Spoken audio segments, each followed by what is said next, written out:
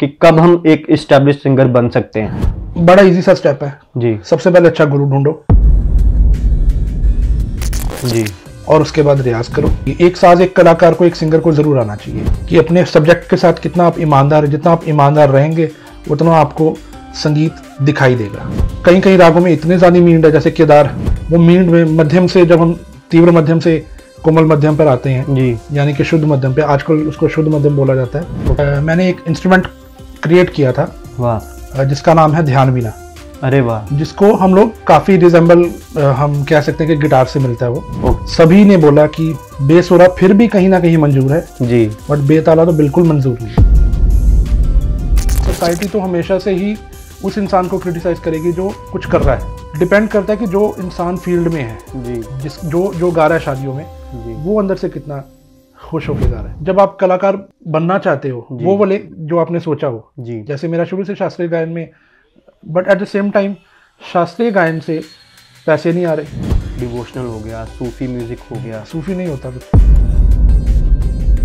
अच्छा, सूफी तो एक स्टेट ऑफ माइंड है। देखो, सोशल मीडिया के पॉजिटिव्स और नेगेटिव्स हम सबको मालूम है। जी, जो बेचारा बॉम्बे नहीं जा सकता वो अपने फ़ोन के थ्रू बॉम्बे पहुंच जाता है। जी, सिंगर और गवैये में बहुत फ़र्क है। जी, सिंगर तो कोई भी हो सकता है। अब मेरे घर पे जो मेरा गाड़ी साफ करने आता है बंदा, जी, वो भी गा रहा होता है गाड़ी साफ करते करते। मेरे माली भी आते हैं, वो भी गाना गा रहे थे, वो भी तो सिंगर है। जी। बहुत से लोग ऐसे भी हैं जिनको अपना स्केल नहीं पता होता। तो इसीलिए एक सीखना बहुत इंपॉर्टेंट है। एक इसके लिए कोई स्टेप नहीं चाहिए। इसके लिए आपको खुद का एक अंदर से पैशन, एक अंदर से संगीत के लिए लगाव जी, और डेडिकेशन अपने गुरु के लिए, अपने संगीत के लिए, और ईमानदारी जिसको हम बोलते हैं।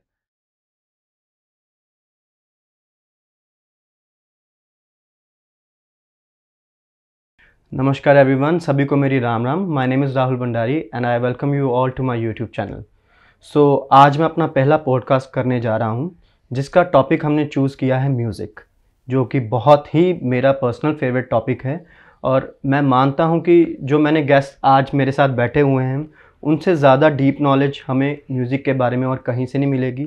वो एक कंप्लीट सिंगर, एक कंप्लीट आर्टिस्ट, म्यूजिशियन, गुरु, और एक वर्ड मेरे माइंड में आ रहा है, एक म्यूज़िक की कंप्लीट यूनिवर्सिटी है। एंड आई पर्सनली बिलीव कि उनसे ज़्यादा म्यूज़िक की डीप नॉलेज हमें और कहीं से नहीं मिलेगी। सो जल्दी से आप चैनल को सब्सक्राइब कर लीजिए और ये चांस मत मिस करना। एक बारी मैं फिर से आपको बता रहा हूँ कि ये पॉडकास्ट सभी सिंगर्स के लिए, म्यूजिशियंस के लिए बहुत ही इंटरेस्टिंग होने वाला है और व्यूअर्स के लिए भी बहुत इंटरेस्टिंग होने वाला है। सो जल्दी से हमारे साथ जुड़ जाइए और ये पॉडकास्ट मिस मत कीजिए। और without wasting any time, let's welcome our first and very special guest, Pandit Dipin Raj ji. Hi Rahul. Hello sir, how are you? I am very good, you say? All good sir. कैसे चल रही है लाइफ आपकी? लाइफ बस संगीत के भरोसे लगे हुए हैं। सो सर, आज हम बात करेंगे म्यूजिक के बारे में, जो कि बहुत ही आजकल ट्रेंडिंग सब्जेक्ट है। जैसे कि बॉलीवुड में हर जगह म्यूजिक ही है। हाँ। सो आप क्या कहना चाहेंगे इस बारे में? देखो, संगीत तो आदिकाल से लेकर जी, तो जब तक दुनिया है रहेगा ही जी। चाहे उसमें जितने मर्जी बॉलीवुड आ जाए, जितने मर्जी बॉलीवुड आ जाए, जी। तो संगीत तो हर एक की जीवन का एक पार्ट रहेगा ही। बिल्कुल। तो there is no one, I feel, के जिसके जीवन में संगीत ना हो, किसी न किसी रूप में संगीत रहेगा ही हमेशा। जी। सो जैसे कि सर ने बताया कि संगीत is the part of our life, जो कि काफ़ी जनरेशन से और हमेशा के लिए हमारे साथ रहेगा और है भी।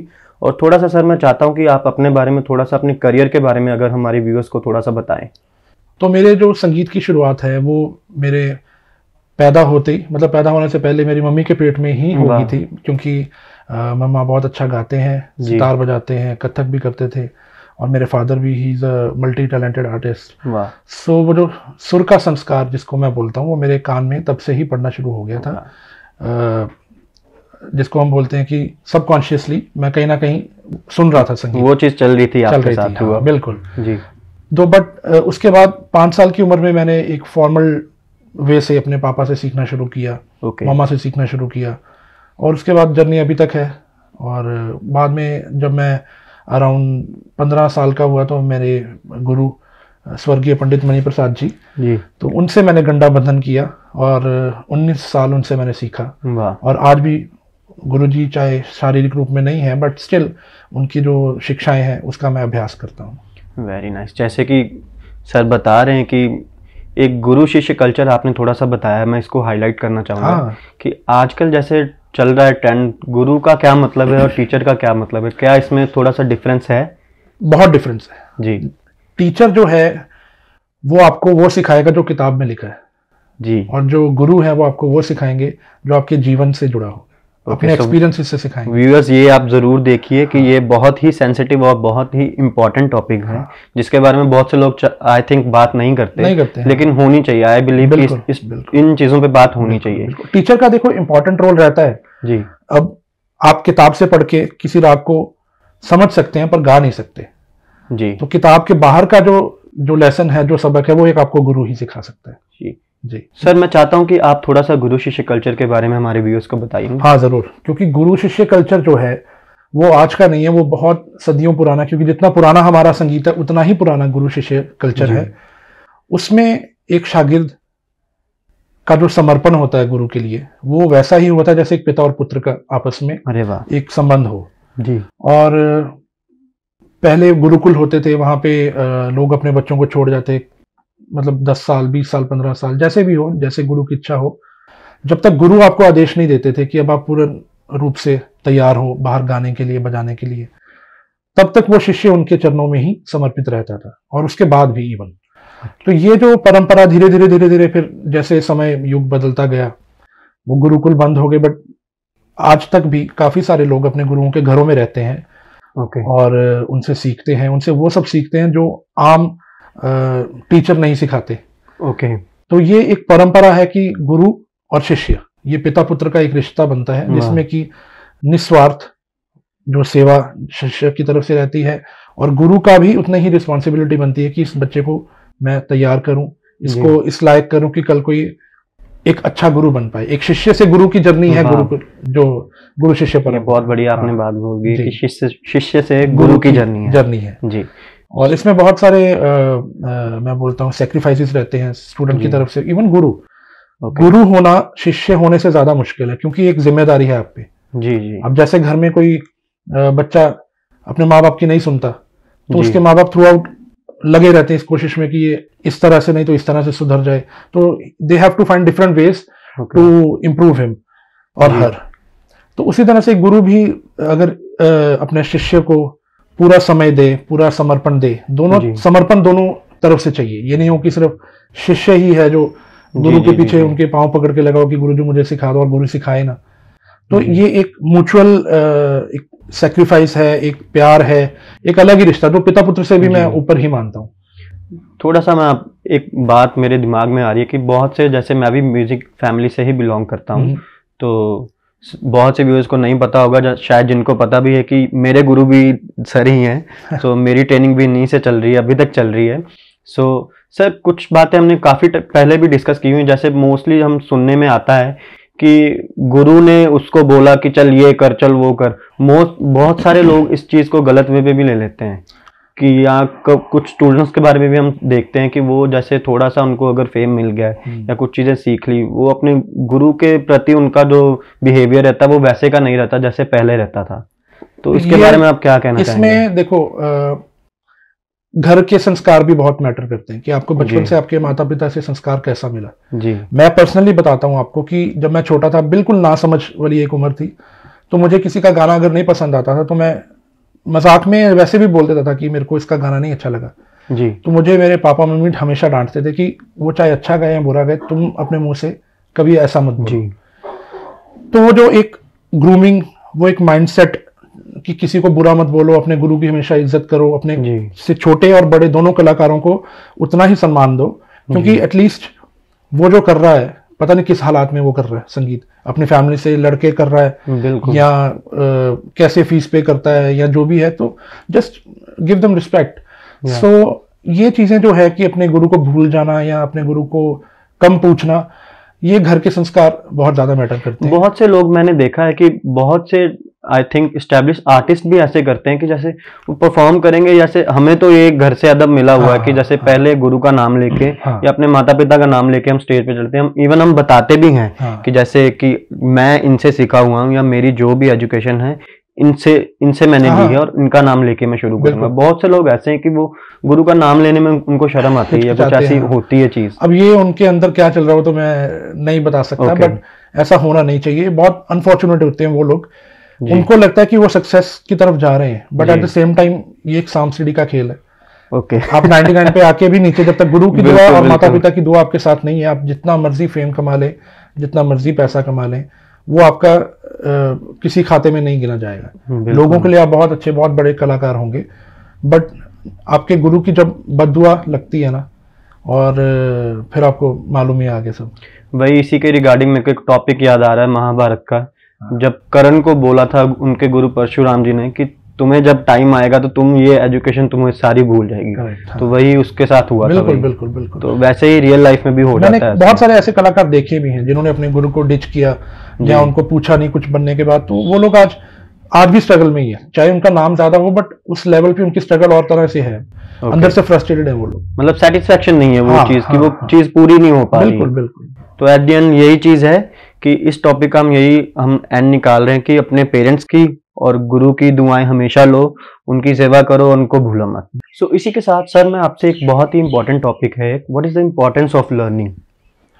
There is so much of importance of learning music, because आप किसी भी काम को जब प्रोफेशनली चूज करते हैं, चाहे वो म्यूजिक हो, स्पोर्ट्स हो, इंजीनियरिंग हो, मेडिकल हो, तो जब तक आप उसकी पढ़ाई नहीं करेंगे तो आप एक प्रोफेशनल नहीं बन सकते। तो इसकी भी उतनी ही इंपॉर्टेंस है जितनी एक MBBS MD डॉक्टर को चाहिए होती है, जितना हर एक क्वालिफाइड प्रोफेशन में हमें उस क्वालिफिकेशन की जरूरत है। लर्निंग की भी स्टेजेस होती हैं, जैसे म्यूजिक में, जैसे मोस्टली लोगों को लगता है कि ये तो बस गाते हैं। मैं चाहता हूं कि आप बताएं कि क्या मेहनत करनी पड़ती है, कौन कौन से स्टेप्स रहते हैं जैसे लर्निंग में? लर्निंग की तो हर दिन, जिसको मैं बोलता हूँ हर दिन एक स्टेप है जी। ये ऐसा नहीं है कि आपका अगर एक गाना हिट हो गया जी, या अगर आपका एक कॉन्सर्ट बहुत अच्छा हो गया तो उसके बाद आप मेहनत, रादर उसके बाद और जिम्मेदारी बढ़ जाती है एक कलाकार की, क्योंकि जो सीखना और अभ्यास करने का जो प्रोसेस है, ये कलाकार की जिंदगी में जब तक उसका आखिरी दम ना हो जी, तब तक वो लगे ही रहे तो ठीक है जी। क्योंकि हम एज एन आर्टिस्ट तो है ही है, बट संगीत जो है एक एंटरटेनमेंट का भी जरिया है। बिल्कुल। तो जो अगर आपका क्लाइंट, आपकी ऑडियंस जो टिकट खर्च के आपको सुनने आ रही है, और अगर आप अपने 100% पे ना आए जी, तो एक डिसअपॉइंटमेंट उसके मन में रहेगी। बिल्कुल। तो ये कलाकार की जिम्मेदारी है कि हर स्टेज पे, हर दिन, हर मिनट, मैं तो कहूंगा कि हर मिनट अपना सुर का जो साधना है वो मन ही मन, जिसको हम लोग चिंतन बोलते हैं जी। फिजिकली हम कहीं हर जगह नहीं गा सकते जी। मैं आपके साथ यहाँ पे पॉडकास्ट कर रहा हूँ जी, but back of the mind जब आप मेरे से सवाल पूछ रहे होते हैं, कुछ होता तो कुछ ना कुछ सुर मेरे दिमाग में चल रहा होता है कि मैं फलाना अभी रात को जाके इसका अभ्यास करूंगा, या अभी सुबह जो मैं गा के आया हूँ। तो वो बैक ऑफ द माइंड एक चिंतन जो है वो हमेशा बना रहना चाहिए जी। और संगीतकारों की जिंदगी इतनी मुश्किल है कि लोगों को लगता है कि बहुत सिर्फ गाने बजाने का ही काम है, इसमें तो सिर्फ एक गाना ही गाना है, और पर उसके पीछे की जो मेहनत है वो एक, आजकल मीम्स का जमाना है, तो एक मीम आया था कि एक ग्लेशियर है बहुत बड़ा जी, उसकी सुंदरता ऊपर दिख रही है, पर उससे भी ज्यादा वो डीप जो एक पानी के अंदर उसका जो असली अस्तित्व है वो नीचे ही है। आई थिंक वो सभी ने देखा होगा। सभी ने देखा होगा। उसका रियल मीनिंग आप बता रहे हैं कि तो वही एक कलाकार की जिंदगी है, और वो हर आर्टिस्ट की, चाहे वो बॉलीवुड के हो, चाहे वो गजल सिंगर हो, चाहे वो वेस्टर्न सिंगर हो जी। So each day we have to improve ourselves, और knowledge is power. Knowledge is power. Okay, so इसी के साथ सर मैं एक बड़ा ही इंटरेस्टिंग फैक्टर जैसे आजकल होता है, जैसे अभी आपने बताया कि लाइव भी अगर हम गाते हैं तो अगर हम अपना 100% नहीं देंगे तो ऑडियंस डिसअपॉइंट हो जाती है। तो इसी के साथ काफी सिंगर्स आजकल गा रहे हैं, जैसे उनके गाने तो ओवरनाइट हिट हो गए, लेकिन जब वो लाइव परफॉर्म कर रहे हैं तो वो वैसी चीज लोगों को नहीं मिली सुनने में। तो उसके बारे में हम यही चीज बोल सकते हैं कि क्या वो रियाज नहीं करते, या ओवरनाइट सक्सेस के बारे में आप क्या कहना चाहेंगे? देखो, कलाकार वही है जो लाइव में सक्सेसफुल हो जी। जो स्टूडियो सिंगर्स हैं मैं उनको गलत नहीं बोलूंगा, but at the same time जो हमारा संगीत है, जो हमारा जितना भी दुनिया भर का संगीत है, वो लाइव ही माना गया है जी। बॉलीवुड में क्या है या एक कमर्शियल म्यूजिक में क्या है कि आप एक स्टूडियो में गए, आपने रिकॉर्ड किया, एक लाइन को आपने 20 बारी भी गाया, कि एक सिंगर एक गाने को पूरा दिन लगा के रिकॉर्ड करता है, फिर उसमें से एडिट करके वो 3 मिनट का गाना एक हमारे सामने निकल के आता है। So that is not a good thing if you are not good at live singing. Bollywood में क्या है कि आप एक सीन को डिस्क्राइब कर रहे हैं, उसके लिए जो एक्टर के पीछे आपकी आवाज चाहिए, जो सुटेबल जो भी सिंगर हो अकॉर्डिंग टू द सिचुएशन, तो वो लोग सिर्फ उसी के लिए गा रहे हैं, वो ऑडियंस के लिए नहीं गा रहे। जी जी जी। वो गाना जब ऑडियंस में आएगा तो ऑडियंस भी गाती है वो गाना, फिर वही गाना वही सिंगर जब ऑडियंस में गाएगा, क्योंकि वो गाना उसने पूरा दिन लगा के रिकॉर्ड किया, वो कैसे 3 मिनट में गा देगा, सेम वैसे ही जी। तो उसके लिए वो सिंगर की जिम्मेदारी है कि वो खूब अच्छा सीखे, पहले तो अच्छे गुरु से सीखे और उसके बाद अच्छा रियाज करे, ताकि आपका जो हिट गाना है, वो गाना तो हिट है पर आप कितने हिट हो वो बिल्कुल नहीं हो पाता। ये बहुत इंपॉर्टेंट बात है। जैसे कि मैं पहले यही हमने शुरू किया था बातचीत कि इम्पोर्टेंस ऑफ लर्निंग, तो ये बात बीच में कवर हो गई है। इसी के साथ जैसे बहुत से सिंगर्स ऐसे भी हैं जो लाइव भी वैसा ही साउंड करते हैं, बिल्कुल बिल्कुल, और उनका स्टूडियो रिकॉर्डिंग भी वैसा ही है, रादर लाइव ज्यादा अच्छा गाते हैं, लाइव ज्यादा अच्छा गाते हैं। हाँ, क्योंकि वो लोग रियाजी लोग हैं। जैसे कि हम बहुत आजकल यूथ के फेवरेट है अरिजीत सिंह जी। उस इंसान ने इतनी मेहनत करी है खुद पे और बहुत सारे गुरुओं से सीखा, सिर्फ गाना ही नहीं सीखा ना जी, तबला भी सीखा, फिर रविंद्र संगीत भी सीखा, शास्त्रीय संगीत भी सीखा, फिर बॉलीवुड भी प्रोग्रामिंग और ये सब गिटार भी बजाते हैं। एक्चुअली यही मेरा सवाल था कि जो स्टेप्स होते हैं, हाँ, हम लोगों ने शायद अरिजीत सिंह की वो इंटरव्यू देखी होगी जिसमें उन्होंने बताया कि उन्होंने काफी कुछ पहले सीखा, फिर जाके वो अब इस स्टेज पे पहुंचे हैं कि जहाँ पे वो mega star Indian music industry के आज बन चुके हैं, हाँ, या हैं। तो उसी स्टेप्स के बारे में, जैसे क्या स्टेप्स रहते हैं, आप नॉर्मल जो अभी बर्डिंग आर्टिस्ट हैं उनको बताना चाहेंगे कि क्या स्टेप्स रहते हैं कि कब हम एक एस्टेब्लिश्ड सिंगर बन सकते हैं? बड़ा इजी सा स्टेप है जी। सबसे पहले अच्छा गुरु ढूंढो जी, और उसके बाद रियाज करो।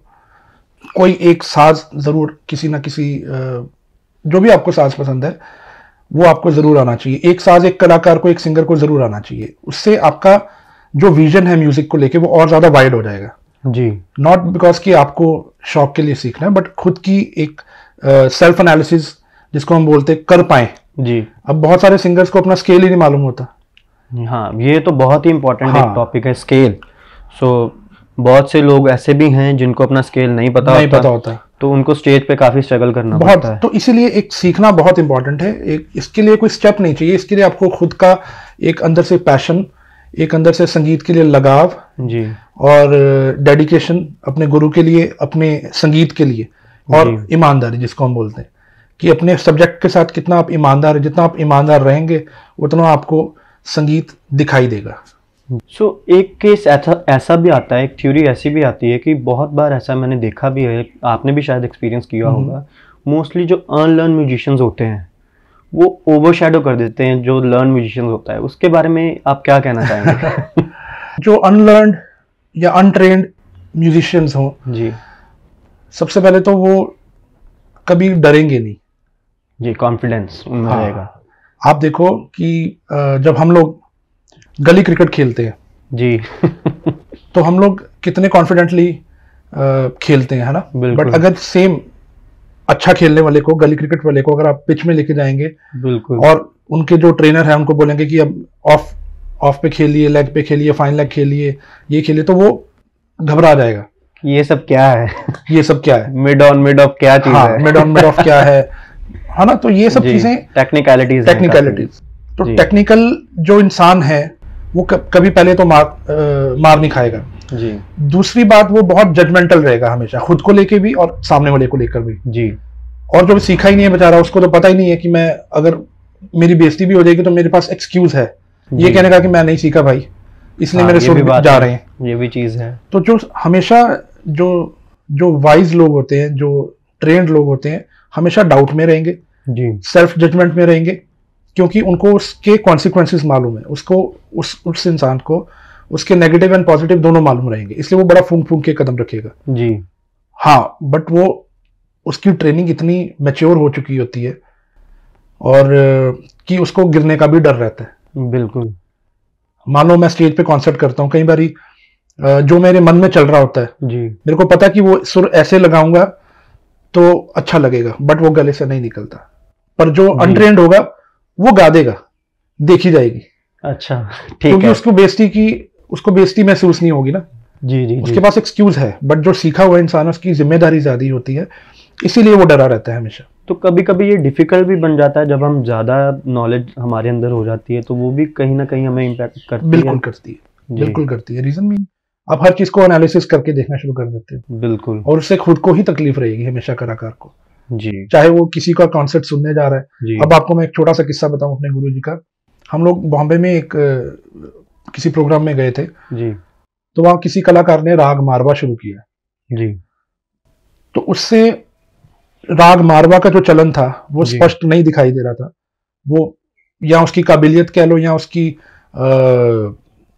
या अपनी क्षमता से ज्यादा बड़ा राग उसने चूज जी। कर लिया गाने के लिए।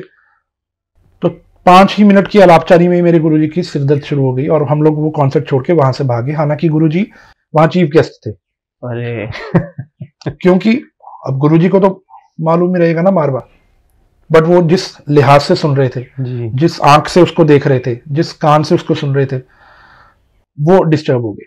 तो सीखे हुए इंसान हमेशा तकलीफ में ही रहेगा जब तक बिल्कुल। उसको एकदम फाइन क्वालिटी का गाना बजाना ना मिले। एक तो मैं उनके लिए भी, गुरुजी के लिए भी बोलना चाहूंगा कि हाँ, क्या उनकी नॉलेज रहती होगी। हाँ, जो वो नॉर्मली हम कुछ सुनते हैं तो इतनी समझ में नहीं आता, लेकिन इतनी डीप नॉलेज भी होना वो भी एक कमाल की बात ही हाँ। है। बाकी देखो, ज्ञानी हमेशा ऊपर ही रहेगा। जी जिसके पास ज्ञान का भंडार है वो हमेशा, उसका दर्जा भगवान के आसपास ही रहेगा। अरे वाह। और इसलिए जो अनट्रेंड सिंगर्स हैं, अनलर्न सिंगर्स हैं, उनसे मेरी यही एडवाइस है कि आप प्लीज लोग सीखिए। इससे संगीत की बदनामी होगी और आपकी खुद की भी हो रही है। जी। सो इनडायरेक्टली हम यही कहना चाहते हैं कि लर्निंग इज वेरी इंपॉर्टेंट। आप सीख के गाइए और अच्छा गाइए। इसी के साथ जैसे अभी आपने राग का डिस्कस किया, हाँ, तो मैं चाहता हूँ कि व्यूअर्स को आप थोड़ा बताइए कि राग विद्या का क्या इंपॉर्टेंस है म्यूजिक की जैसे फील्ड में, और इसको कैसे गाना चाहिए, क्या टाइमिंग होती है राग की, जो नॉर्मल व्यूअर्स हमारे देख रहे हैं। मैं चाहता हूँ कि सर आपको बताएंगे अभी कि राग को कैसे गाते हैं, उसके क्या रूल्स रहते हैं, और उसके बारे में हम बातचीत करेंगे। जी देखो, राग विद्या उन लोगों के लिए है जो शुद्ध शास्त्रीय संगीत गा रहे हों, but at the same time हमें किसी भी तरह की म्यूजिक की जो नॉलेज है जी ले लेनी चाहिए। रीजन बीइंग के आजकल के समय में जो संगीत हो रहा है वो बहुत ग्लोबल लेवल पे हो रहा है। जी अभी मेरे खुद के भी आज से 7-8 साल पहले यूएस के बहुत बड़े सैक्सोफोन प्लेयर हैं मिस्टर जॉर्ज ब्रुक्स, या उनके साथ एक ट्रैक आया था। तो उसमें मेरे को इसलिए डिफिकल्टी नहीं आई क्योंकि हमारे हिंदुस्तान का राग यमन, वेस्टर्न म्यूजिक में एक मोड है लीडियन मोड। अरे वाह। तो लीडियन मोड और राग यमन, जी यानी कि कल्याण थाट का जो जो कल्याण स्केल है, जी दैट इज ऑलमोस्ट सेम। जी तो एक कम्युनिकेशन, एक कॉन्वर्सेशन एक कलाकार से करने के लिए आपको हर तरह की नॉलेज आज के जमाने में आनी चाहिए। जहां रही रागदारी की बात, वो शास्त्रीय संगीत वाले जी और जो हमारे ठुमरी गायन वाले, भजन गायन वाले, जो जो इंडियन ऑथेंटिक और थोड़ा सा जो कंटेम्प्रेरी म्यूजिक है, उनके लिए ज्यादा इंपॉर्टेंट है रादर देन बॉलीवुड वाले या जो लाइट म्यूजिक गा रहे हैं, जी जो फिल्मी गाने गाते हैं। तो राग गाने का तरीका, सलीका हर घराने में अलग है। जी मैं खुद किराने घराने से हूँ, जी और हमारे में भी 3 शैलियां हैं अलग। जी इसी तरह बनारस घराना है, दिल्ली घराना। तो ये बेसिकली जो राग विद्या है, ये बहुत ही एक डीप टॉपिक है जिसको हम लोग शायद एक पूरा पॉडकास्ट हमें सिर्फ रागों के बिल्कुल लिए ही बिल्कुल चाहिए। बिल्कुल बिल्कुल। तो मैं चाहता हूँ कि आप जैसे अभी आपने घराने की बात करी है, मोस्टली लोगों को नहीं पता होता कि ये घराना क्या चीज है। हाँ, थोड़ा सा अगर आप ब्रीफली इसको हाँ, मैं थोड़ा- ब्रीफली इसको बताता हूँ। घराना एक स्टाइल ऑफ सिंगिंग है। जी जैसे कि मुझसे अक्सर पूछा जाता है कि आपको कौन सा घराना पसंद है, जी तो मैं उनसे उल्टा पूछता हूँ, आपको मर्सिडीज पसंद है, बीएमडब्ल्यू की ऑडी? अब वो कंफ्यूज हो जाते हैं। ओके तीनों अच्छी हैं। जी इसी तरह घराना is just a style of singing, okay एक गुरु का स्टाइल जी जो उनके शागिर्द आगे उनकी पद्धति को फॉलो करते हो, वो जी एक घराना। घराना एक एक ब्रांड है, एक घर है। उस घर की जो स्पेशलिटीज हैं उसको गाने में उतार के बजाना या उसको गाना, वो एक घराना है। जैसे नॉर्मल लैंग्वेज में हम बोल सकते हैं, क्रिकेट तो सभी देखते ही हैं, हर प्लेयर का अपना खेलने का स्टाइल होता है, कोई डिफेंसिव है, कोई अग्रेसिव है, कोई स्लोगर है। करेक्ट। तो उसी तरीके से हम कर सकते हैं। हर घराना अच्छा है, हर घराने की जो खासियत, सबकी एक स्पेशलिटी रहती है। जैसे किराने में हमारे कुछ खास राग है जी, हमारा चलने का तरीका कुछ और है, चलने का इन सेंस गाने में चलने का। तो इसी तरह मेवाती घराना है जो पंडित जसराज जी का, और उनके जो बुजुर्ग रहे हैं, बनारस घराना, दिल्ली घराना, आगरा घराना, ग्वालियर घराना जी। तो हर घराने का एक स्टाइल ऑफ सिंगिंग है जिसको उनके शागिर्दों ने आगे उसको उस वे को बढ़ाया जी। तो just it's just you know एक स्टाइल बोल सकते हैं, एक ब्रांड है घराना, और कुछ नहीं, इससे ज्यादा और कुछ। तो जैसे ये बातें सुन के मुझे लग रहा है कि हमारा इंडियन म्यूजिक है तो वो काफी अमीर रहा है। हाँ बिल्कुल। तो उसको वो दर्जे की रिस्पेक्ट पहले मिल चुकी है, लेकिन अब वो क्लासिकल सिंगर्स को वो रिस्पेक्ट नहीं मिल रही आई थिंक, या लोग उन्हें सुनते हैं या सुनेंगे। आज का कोई भी यंगस्टर आप देख लीजिए, वो अगर क्लासिकल सुनेगा तो बोर हो जाएगा। शास्त्रीय संगीत इसलिए जरूरी है क्योंकि ये मल्टी डायमेंशनल एक संगीत है। हमारा जो संगीत है बहुत ज्यादा डिटेल्ड है जी। हम लोग श्रुतियों में भी गाते हैं। वाह, श्रुति के बारे में थोड़ा सा आप बताएंगे, क्या चीज होती है श्रुति? वैसे तो एक लड़की का नाम है बट ये वो वाली श्रुति है जो सुरों में और ज्यादा, जिसको हम सुर को मैग्नीफाई करते हैं, ओके, और बारीक, जिसको हम माइक्रो नोट्स बोलते हैं, ओके, श्रुति उसको बोला जाता है। ठीक है। अब जैसे राग दरबारी है, श्रुतियों का राग है, ये सुरों का राग नहीं है, श्रुतियों का राग है। ओके। मुल्तानी श्रुतियों का राग है, भैरव श्रुतियों का राग है। श्रुति क्या है? जैसे रे कोमल है, रे कोमल से भी उतरा हुआ अति रे कोमल। ओके, अति रे कोमल, अति रे कोमल जी। इस तरह कैसे, बहुत डीप जाऊंगा तो बहुत लंबा हो जाएगा। बट श्रुतियों में गाना बजाना, आपको उन चीजों की भी नॉलेज आती है जो बाहर की म्यूजिक में कम है। ओके। उनके स्टैकेटो नोट्स है, खड़े खड़े सुर है जी जी जी। हमारे वेवी नोट्स हैं जी, उनके हमारी रेगे एंड जंपिंग नोट्स जैसे उनके होते हैं। उनके खड़े खड़े सुरों के ज्यादा तो इस तरह की गायकी, इस तरह के उनके गाने भी हैं। उनका एप्लीकेशन अलग है, हमारा वॉइस एप्लीकेशन, नोट एप्लीकेशन अलग है। सुर लगाने का तरीका, जिसको सुर लगाव बोलते हैं। हमारे रागों में, हमारे कई कई रागों में इतने ज्यादा मींड है, जैसे केदार जी। केदार राग की आप देखिए, वो सारी शक्ल वो मींड में मध्यम से, जब हम तीव्र मध्यम से कोमल मध्यम पर आते हैं जी, यानी कि शुद्ध मध्यम पे, आजकल उसको शुद्ध मध्यम बोला जाता है। ओके। तो पुराने जमाने में उसको कोमल मध्यम बोला जाता था जी। तो इस तरह की हमारी जो बहुत डिटेल्ड म्यूजिक हम लोग गाते हैं जी। हमारे इवन बॉलीवुड में भी जो पहले गाने बनते थे वो राग बेस्ड बनते थे जी जी, रागों पे आधारित होते थे जी। पर ऐसा बाहर के संगीत में नहीं है उनका। हाँ, बहुत अच्छा संगीत है, वेस्टर्न म्यूजिक बहुत ही एक बड़ा वो भी एक संगीत का सागर है, बट शास्त्रीय संगीत महासागर है जी। हाँ। तो शास्त्रीय संगीत महासागर है, तो अगर आपको मौका मिलता है कि इस सागर को देखने का भी मौका मिलता है, हाँ, तो उसको मिस मत कीजिए। बिल्कुल। तो जैसे लर्निंग की बातें चल रही हैं, तो मैं एक और टॉपिक आपसे पूछना चाहता हूँ। मोस्टली सिंगर्स होते हैं सुर में गाते हैं, ताल में नहीं गाते। ताल को आप थोड़ा सा हाईलाइट करें। ताल का तो सभी ने बोला कि बेसुरा फिर भी कहीं ना कहीं मंजूर है जी, बट बेताला तो बिल्कुल मंजूर नहीं जी। बिल्कुल। तो जो ताल में नहीं है जी, तो वो कलाकार ही नहीं है, बिल्कुल। वो एक संगीतकार नहीं है जी। तो ताल एक बहुत बड़ी देन है ईश्वर की तरफ से, जो कि बचपन से ही, मतलब देखो, जो बेताला भी है वो भी ताल में है। बिल्कुल। ताल में कैसे है? क्योंकि इसकी जो दिल की धड़कन है वो ताल में चल रही है। अरे वाह। तो जब वो हमारी दिल की धड़कन जब ताल में है जी, जब वो थोड़ा सा ताल बेताला होता है तो इंसान हॉस्पिटल में मिलता है सीधा तो वो जो ताल कुदरत की तरफ से जो ताल दी गई है वो तो हमारे दिल में है जी, बट म्यूजिकली जो इंसान ताल में नहीं है उसको संगीत नहीं करना चाहिए। वो he could be a good listener, he could be a good you know a programmer जी, कुछ और कर ले। संगीत में बहुत सारी चीजें हैं जो कि परफॉर्मिंग आर्ट में ना आए जी। संगीत के लिए काम करे, बिल्कुल, बुक्स लिखे, कलाकारों के इंटरव्यूज लिखे। तो उस आदमी को मैं ये सजेस्ट करूंगा कि या तो ताल सीख ले, या ताल सिखाया नहीं जा सकता। अच्छा। काफी हद तक इंसान कर लेगा, बट आई बिलीव के ताल नहीं सिखाया जा सकता। सुर को आप फिर भी कहीं ना कहीं ग्रूम करवा सकते हैं किसी का जी, वो उसको भी तो बहुत नेचुरली रहता है, ये नेचुरल रहेगा। लेकिन फिर भी थोड़ी सी नॉलेज लेनी जरूरी है। नॉलेज तो जरूर लेनी चाहिए। अगर कोई सिंगर है तो उसको ताल की नॉलेज होना मस्ट है, मस्ट है, बहुत ज्यादा जरूरी है।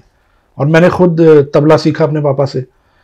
हाँ, ये एक टॉपिक है कि बहुत से लोग, जैसे मैंने भी आप ही से सीखा है, या और भी हमारे जो बहुत ही ट्रेंड म्यूजिशियंस हैं, वो ये जरूर बोलते कि अगर तुम वोकलिस्ट बनना चाहते हो, सिंगर बनना चाहते हो, तो तबला सीखना बहुत इंपॉर्टेंट है। बिल्कुल। तबले के बारे में थोड़ा सा आप बताएंगे? तबले के बारे में मेरी तालीम शुरू ही तबले से हुई थी जी। मैं 5 साल, 4.5 साल, 5 साल का था जब मैं प्रभावित हुआ, क्योंकि मेरे पापा बहुत अच्छा तबला बजाते हैं जी। और पंजाब के पंडित कालाराम जी उनके शागिर्द हैं वो जी। तो मेरे पिताजी का तबला सुनकर ही शायद मेरे में वो संगीत का एक, बोलते हैं ना जिसको, कहीं छुपा हुआ बीज वो जागृत हुआ। वाह। तो वहां से मुझे एक संगीत की तरफ अट्रैक्शन हुई। जी। फिर मैंने तबला ही सीखना शुरू किया।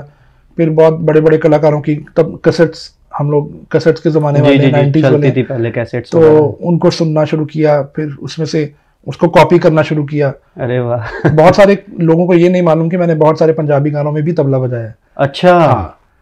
तो अरे वाह। ऐसे ही है कि एक कलाकार को, एक संगीत वाले को जी, एक वोकलिस्ट को या इंस्ट्रूमेंटलिस्ट को जी, ताल की नॉलेज उतनी ही इंपॉर्टेंट है, क्योंकि ताल और सुर, जी, सुर और ताल, जी, ये जैसे वो रेल की पटरी होती है, एक इधर वाली एक इधर वाली। जी, जी, जी।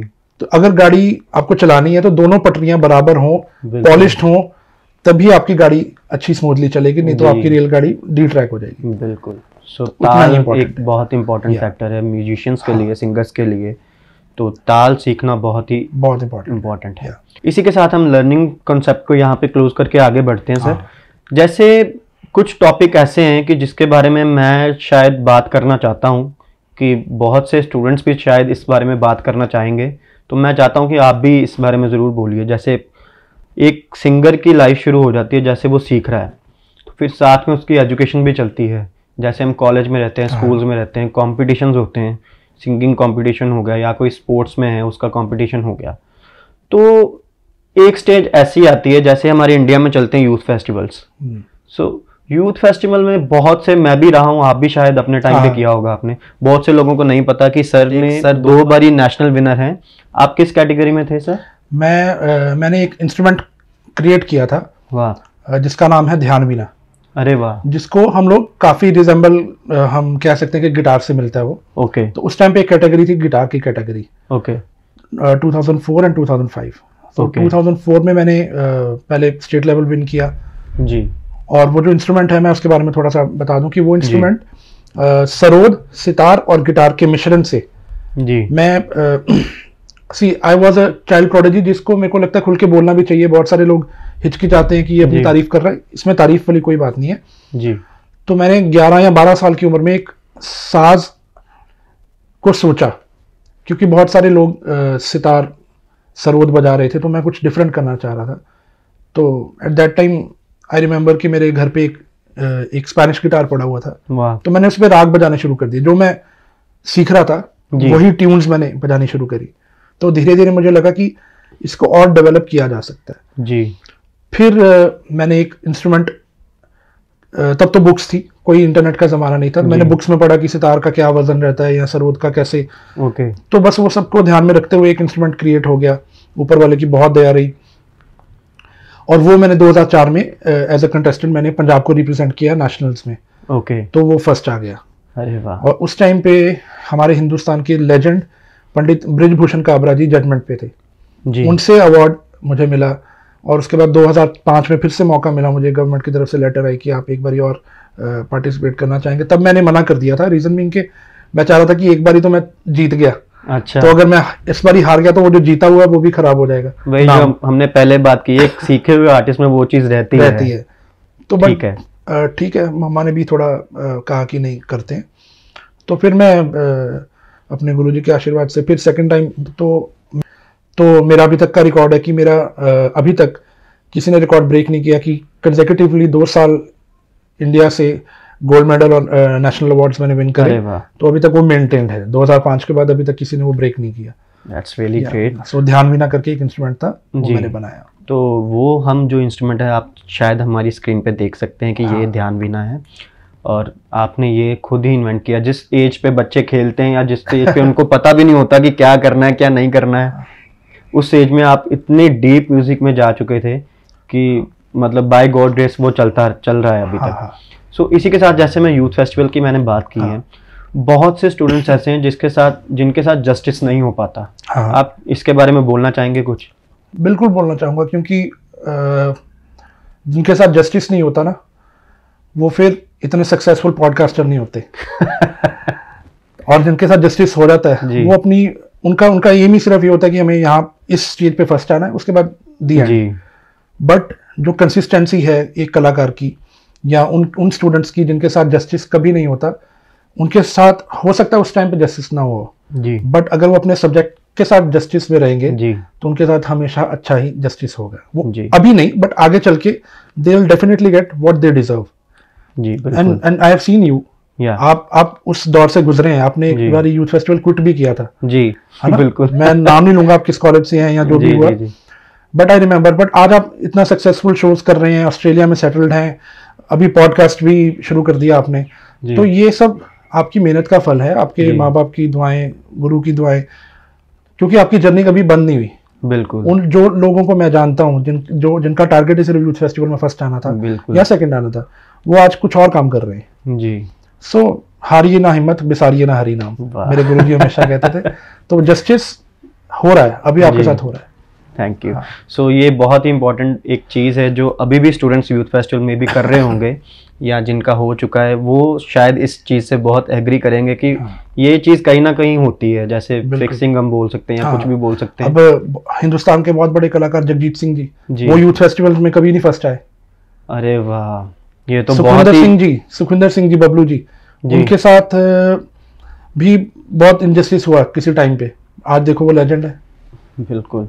तो ये सब बातें ये भी एक म्यूजिशियन की, एक सिंगर की, एक आर्टिस्ट की पार्ट है। आई गेस ये ब्लेसिंग है उल्टा। हर कलाकार का जीवन अगर स्मूथ हो तो वो कलाकार कभी उभर के नहीं आएगा। It's a blessing to have some hurdles in your life जो आपको मिलने बहुत जरूरी है, नहीं तो आप शायद उतनी मेहनत करो ही ना अगर आपको पहले सब कुछ मिल गया जी। सो ये एक बहुत ही इंपॉर्टेंट चीज़ सर ने बताई है कि चाहे आपके साथ गलत हो रहा है कहीं पे, या आपको पता है वो चीज़ आपको इम्पैक्ट कर रही है, आप अपने आप को लेट डाउन मत कीजिए।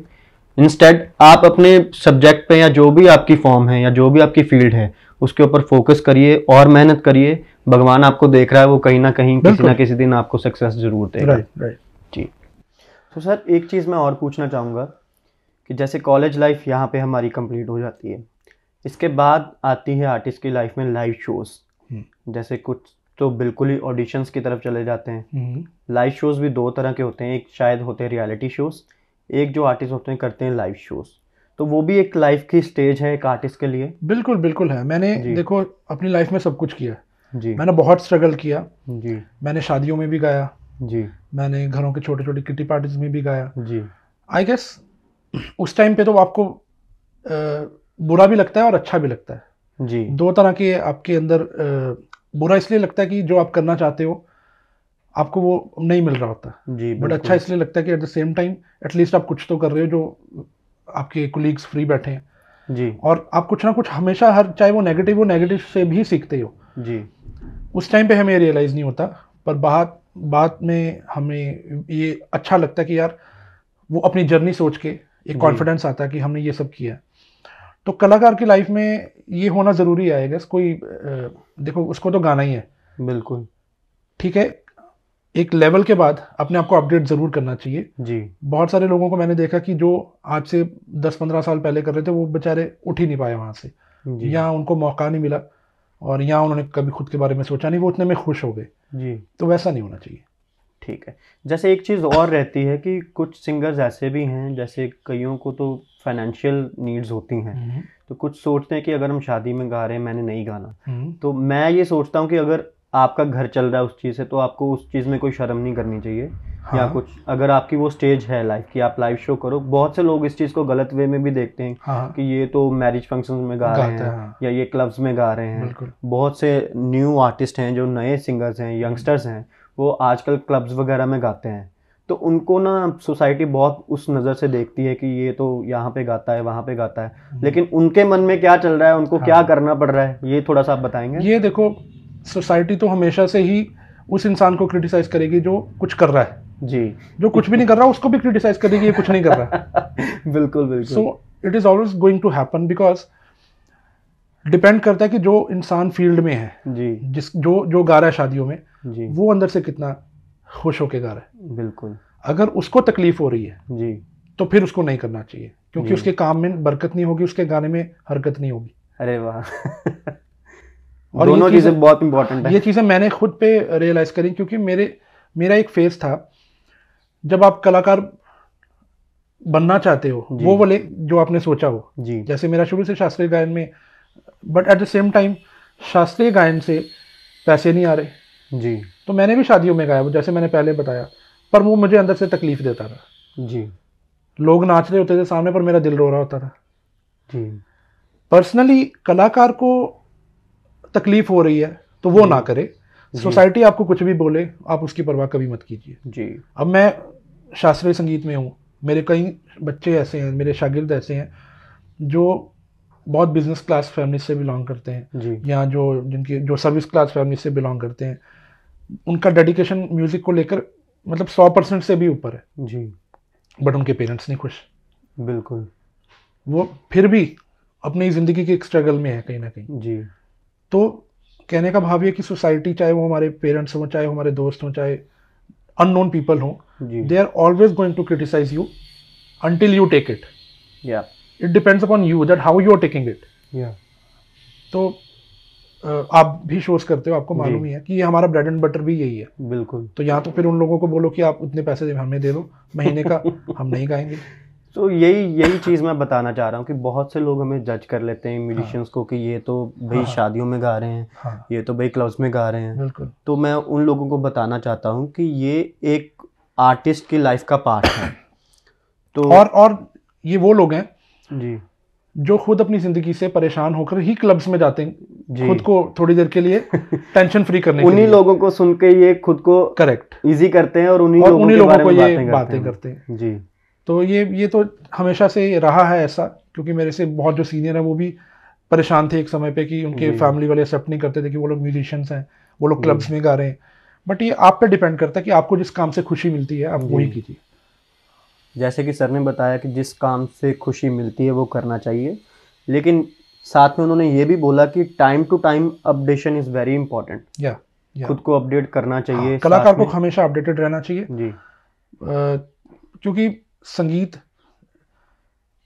कभी भी एक जैसा नहीं हो सकता। आपकी स्टेगनेंसी आनी शुरू हो जाती है, जी, आपके गाने बजाने में पता दिखता है आपको कि आप एक ही जैसा आपका गाना बजाना रहेगा नहीं। तो हमेशा I personally give myself some challenges, या, क्योंकि अब मेरे को गाना ठीक है, मैं गा रहा हूँ, what's next.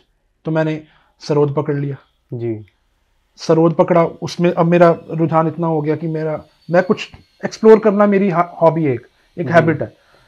Tabla, sarod, keyboard, guitar, ये सब मैं अपने शौक के लिए करता हूँ, ना कि अपने आप को प्रूव करने के लिए करता हूँ।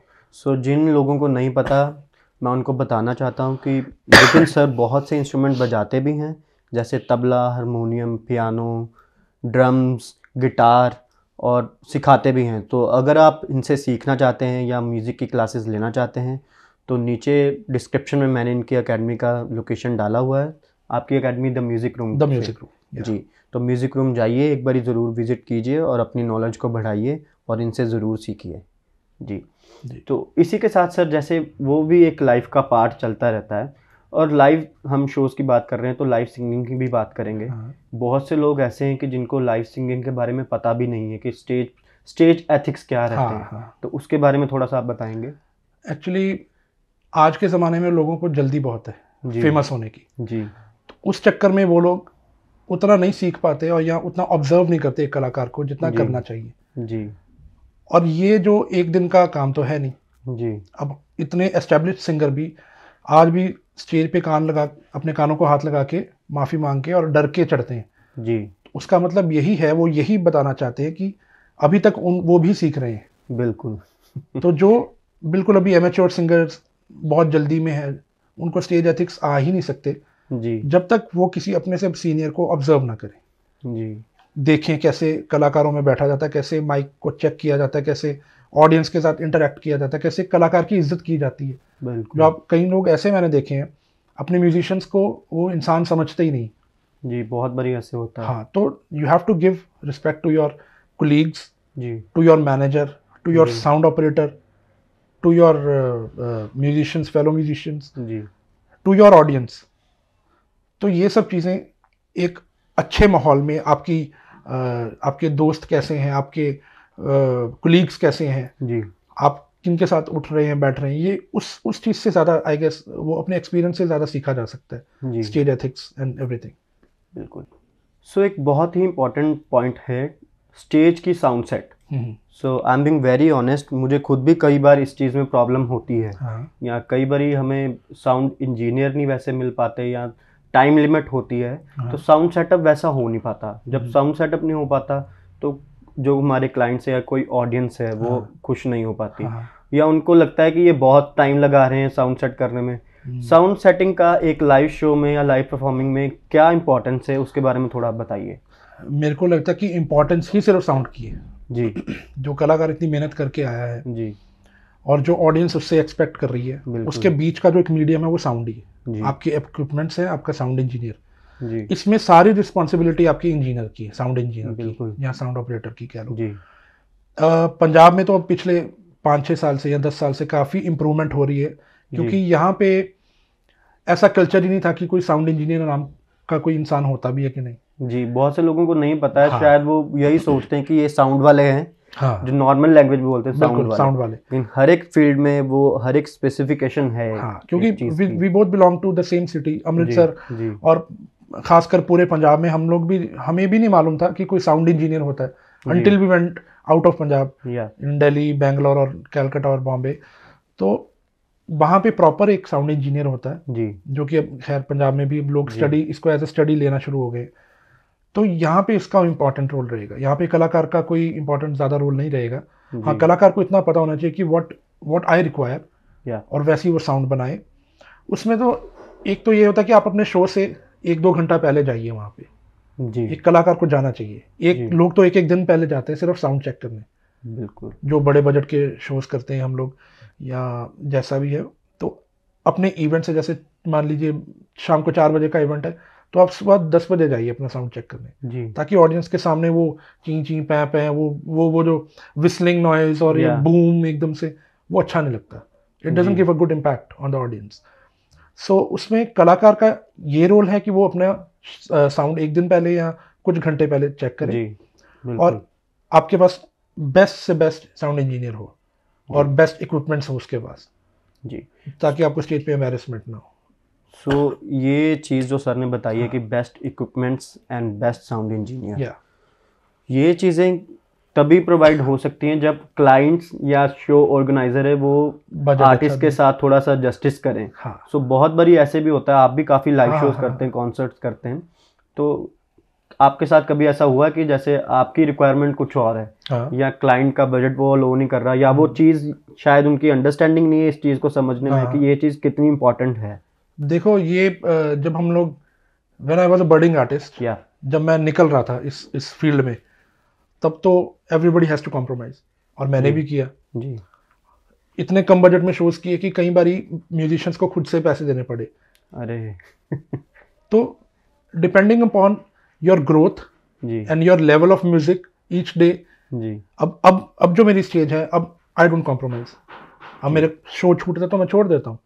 यही मैं बात बताना चाहता हूँ कि जैसे सर ने बताया कि स्टार्टिंग टाइम पे जब उनका टाइम था, स्ट्रगल कर रहे थे काफ़ी, तो खुद से भी आपने म्यूजिशियंस को पे किया है। हाँ, ये बहुत बारी होता है। हमारे बहुत से क्लाइंट्स भी हमारे देख रहे होंगे ये वीडियो, उनको मैं बताना चाहता हूँ कि बहुत बारी जो प्रॉमिसिंग आर्टिस्ट हैं, जो अपने काम के साथ कॉम्प्रोमाइज़ नहीं करना चाहते, वो डिस्पाइट कि उनके पास क्या बजट है क्या नहीं है, उसके अलावा भी वो खुद से भी पे करते हैं ताकि वो ऑडियंस को वो क्वालिटी दे सकें। करेक्ट।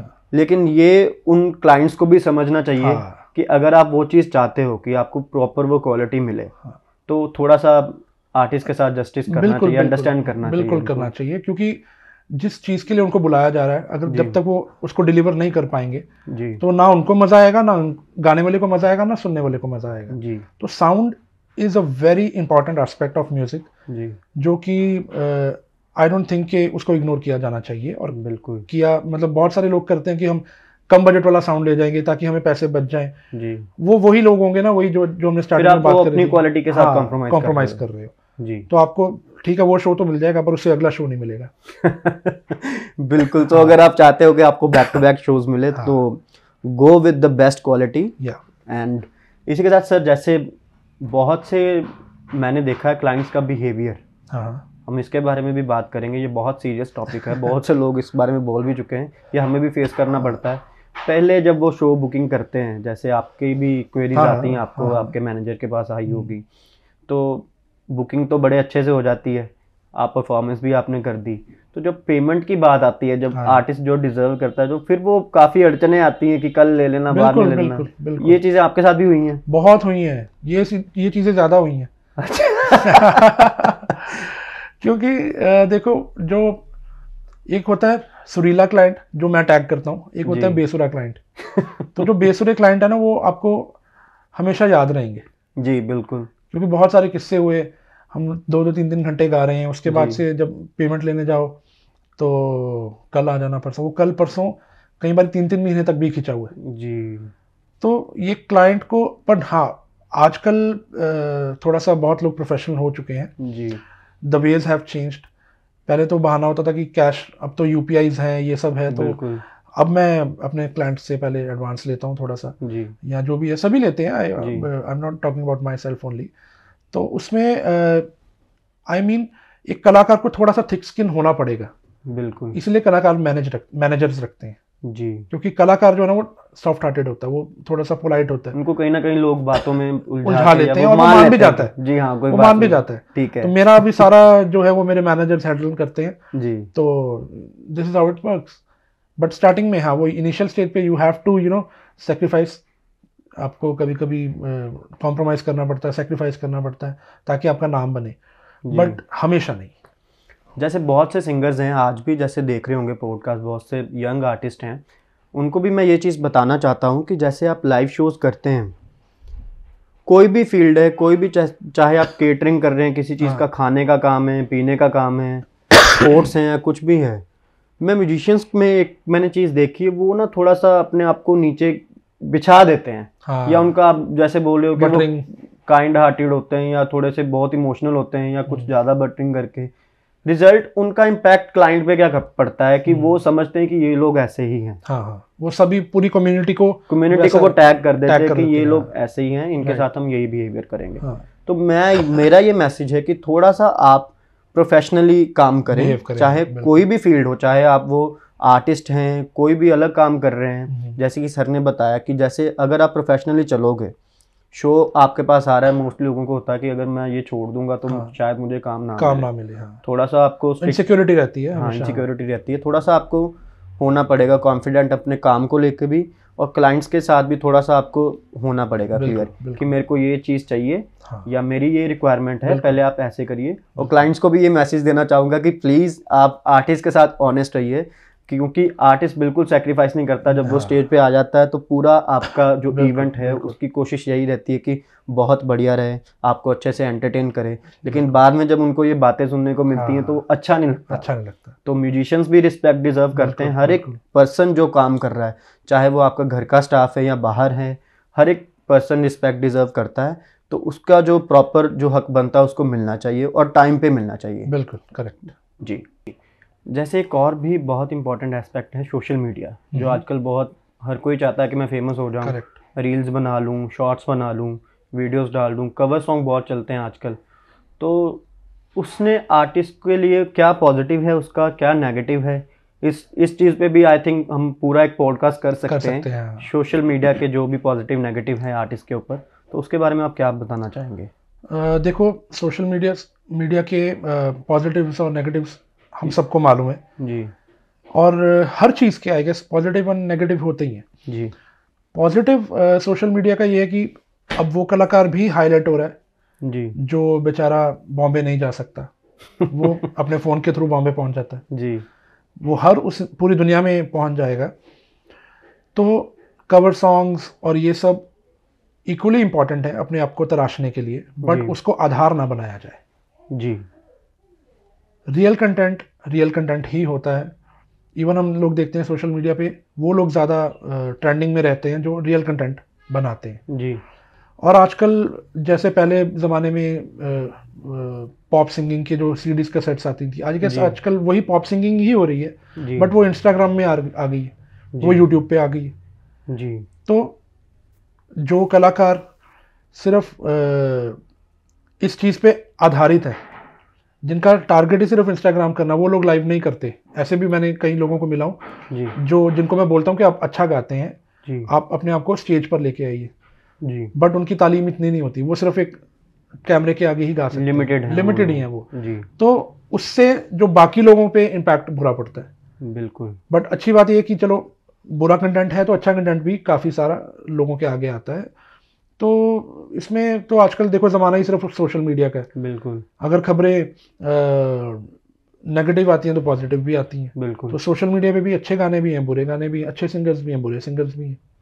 लेकिन वो जैसे रातों रात फेमस हो जाते हैं कुछ सिंगर्स, या कुछ मैंने ऐसे भी बॉलीवुड के भी मैंने स्टार्स देखे हैं, आजकल सिंगर लगाना अपने प्रोफेशन के साथ बड़ा इजी हो गया है। हाँ। हर कोई अपने आप को सिंगर बना लेता है, लेकिन मैं as a singer, being a singer या बीइंग एन आर्टिस्ट, मेरे को बड़ा हर्ट होता है, क्योंकि मुझे पता है, आप समझ सकते हैं कि हमने वो चीज़ कैसे सीखी है, और आजकल उसका लेबल लगाना इतना ईजी हो गया है। सिंगर और गवैये में बहुत फर्क है जी। सिंगर तो कोई भी हो सकता है। अब मेरे घर पे जो मेरा गाड़ी साफ करने आता है बंदा जी, वो भी गा रहा होता है गाड़ी साफ करते करते। मेरे माली भी आते हैं, वो भी गाना गा रहे थे, वो भी तो सिंगर है जी। तो सिंगर और गवैये में बहुत ज़्यादा फर्क है। गवैया वो है जो अपने संगीत की शैली, चाहे वो बॉलीवुड गाए जी, वो हर शैली गा ले, हर जॉनरा गा ले, वो गवैया।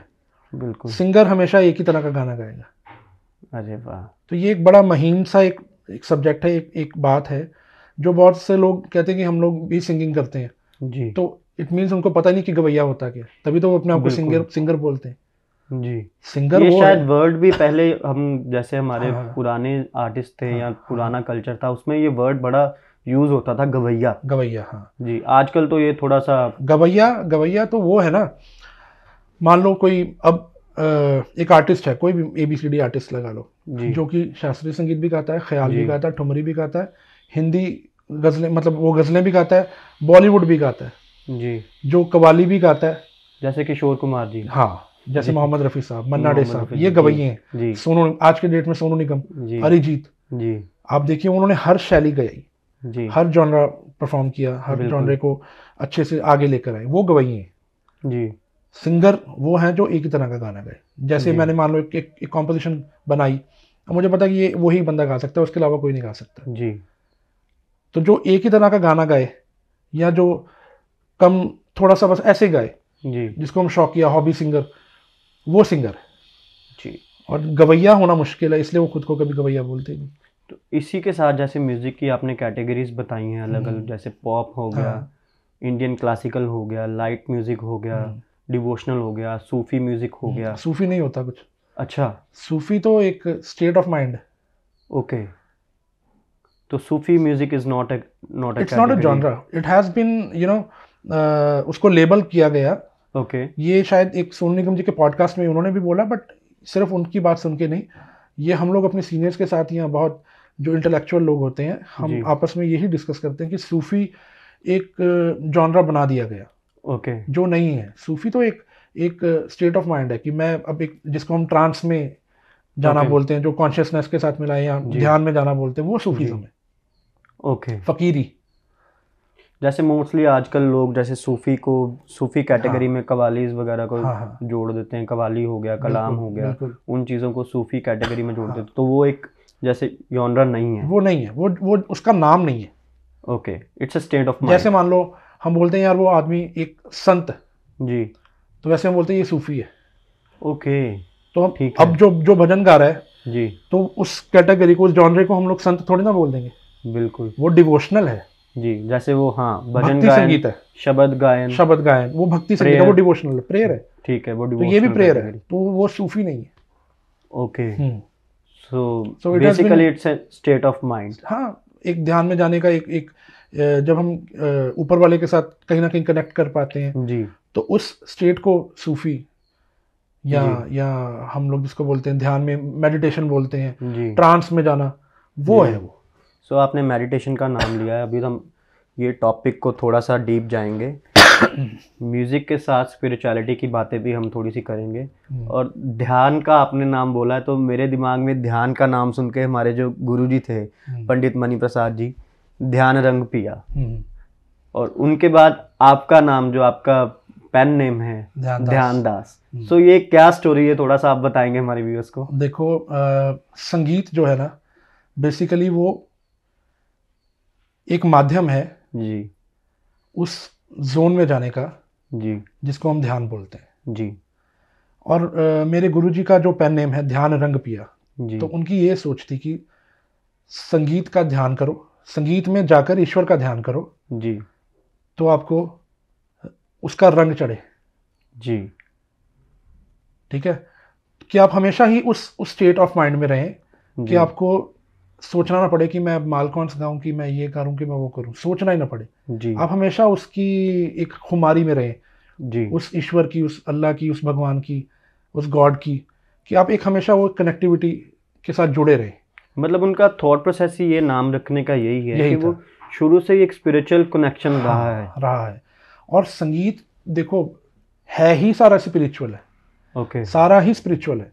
जी, हम लोग उलझ के रह जाते हैं संगीत के सुर और तालों में और रागों में और बिल्कुल, तान पलटों में।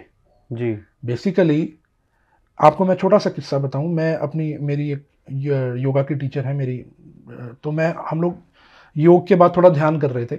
जी, तो जैसे मैं ध्यान से उठा तो मैंने उनको बोला कि आज एक और बात ध्यान में आई, जी, ऐसा फील हुआ कि संगीत में 8 सुर है। ओके, तो पहले हंसी वो, कहती सर आप, और वो मुझसे संगीत सीखती थी, ओके, कहती सर आपने तो हमें 7 ही सिखाए हैं, 8वां सुर कौन सा है? मैंने कहा अच्छा, अभी अभी मुझे ऐसा आभास हुआ कि जो 8वां सुर है ना वो मौन है। अरे वाह, तो जो 8वें सुर तक जाने के लिए माध्यम चाहिए वो है 7 सुर यानी संगीत।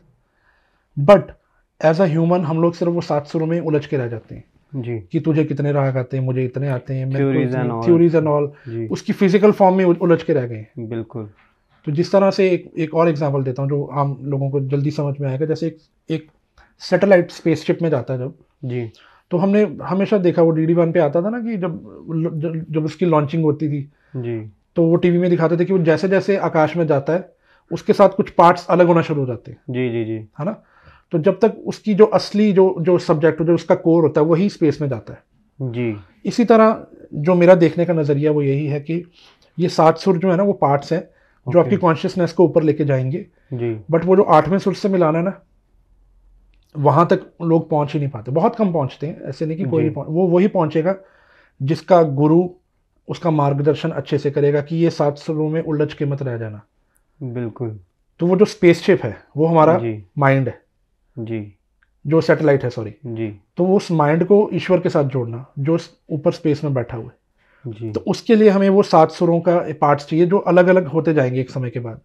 तो आप कभी देखिएगा जो शास्त्रीय संगीत के जो लोग होते हैं वो अंत में संत स्वभाव के हो जाते हैं। बिल्कुल, after practising so much of music, वो फिर उनको इससे मतलब नहीं कि मेरे आज 10 प्रोग्राम है महीने के, मेरे को 4 प्रोग्राम, उनको आए प्रोग्राम ना आए, एक टाइम के बाद इतनी शोहरत और पैसा देखने के बाद वो लोग फ्लिप कर जाते हैं।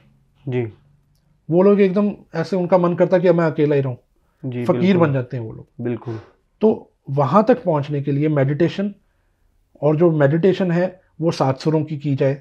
जी, वो 7 सुरों के बाद जो 8वां सुर है वो जो मौन है, जी, वहां तक पहुंचने के लिए संगीत is the easiest medium to reach God. वाह, but people they get confused in all those 7 notes. तान पलटा बना लिया, डिस्ट्रैक्ट हो हाँ, चुके, तान पलटा बना लिया, तैयारी दिखा दी, उसी में लगे रहे। जी। मेरे पास यमन की 100 बंदिशें हैं, मेरे पास ये है वो है, एक ही राग काफी है कभी पूरे कभी जीवन ऐसा के होता लिए। है कि जब हम रियाज पे बैठते हैं तो कुछ ऐसा होता है कि सुर लग जाता है कोई, तो आंखें बंद करके जब हम वो सुर लगाते हो तो दिल करता है कि बस यही लगाएं, यही लगाएं, इससे आगे ना बढ़े। तो वही तो है। तो वो तब वो एक ऐसी चीज़ है जो मैंने भी आपके साथ रियाज हमने काफ़ी किया है, तो वो एक्सपीरियंस की है कि जैसे बाहर शोर हो रहा है, कुछ हो रहा है, जब हम उठते थे रियाज से हाँ, तो वो टाइम का भी नहीं पता कि टाइम इतना हाँ, टाइम निकल हाँ, चुका है। तो शायद वही ध्यान है, वही ध्यान है, वही जी, भगवान है, वही संगीत का असर जो है, जिसको संगीत का असर बोलते हैं, वो यही है। और उसका मकसद भी यही है। जी, संगीत का मकसद ईश्वर से जुड़ना है, ना कि उसमें उलझ के रह जाना। जी। जैसे मैं भी काफ़ी मुझे काफ़ी शौक है चीज़ें देखने का, सुनने का, हिस्टोरियंस की बातें सुनने का। किसी एक हिस्टोरियन ने बड़ी अच्छी बात बोली थी कि आजकल हर किसी को इंटरेस्ट है कि डीप जाने का, जानने का। हाँ। उन्होंने ये बोला था कि कुछ चीज़ों को ना ही छेड़ो तो बेहतर है। हाँ। जितना मिल गया है उसी में थोड़ा सा कि अगर संतोष वो करो। आपका सुर लग गया, जरूरी नहीं है कि भगवान आपके सामने आके खड़ा होकर ही बैठ जाए। तो जब तक आप वो देखोगे नहीं तो मानोगे नहीं। वही तो भगवान है जी, उन्होंने यही बोला था कि कुछ चीजें ऐसी हैं कि जिसको हम ना ही छेड़ें या लिमिटेड रहें, उस चीज को एंजॉय करें, बिल्कुल, बजाय कि ये जानने के कि ऐसे नहीं हुआ, वैसे नहीं हुआ। जो हो रहा है वो बहुत अच्छा हो रहा है, उसी को तो जानना है जी। बेसिकली क्या है कि आपके सामने भगवान खुद तो आएंगे नहीं। जी बिल्कुल। भगवान एक आभास है, एक फीलिंग है जी। तो लोग उसको फिजिकल फॉर्म में जब देखना शुरू करते हैं तो ये तब वो उलझ के रह जाते हैं। जी, मोस्टली लोग देखना यही चाहते हैं। मैं उनको यही बताना चाहता हूँ कि हर किसी के अंदर भगवान है। हाँ। हर चीज़ के अंदर भगवान है। जैसे हमारी हिस्ट्री भी यही कहती है कि हर चीज़ के अंदर भगवान है। बिल्कुल। हर इंसान के अंदर भगवान है। बस आपको देखने के लिए और समझने के लिए एक गुरु की ज़रूरत है। और गुरु ऐसा हो कि जो खुद भी जिसने दर्शन किए हो। बिल्कुल। आजकल बहुत सारे गुरु हैं। आजकल ओटीटी गुरु भी बहुत हैं। ओटीटी गुरु बहुत हैं। बहुत इतने गुरु हैं कि आप पूछो ही मत। जी। हर कोई गुरु है। जी। गुरु हर कोई नहीं हो सकता। जी। गुरु एक होता है, शिष्य अनेक होते हैं। जी। आजकल गुरु अनेक है, शिष्य एक ही है। जी। तो इसी के साथ जैसे ओटीटी की हमने बात की है, मोस्टली लोग ऐसे होते हैं कि वीडियो से सीख रहे हैं, इंस्ट्रूमेंट सीख रहे हैं या वोकल सीख रहे हैं।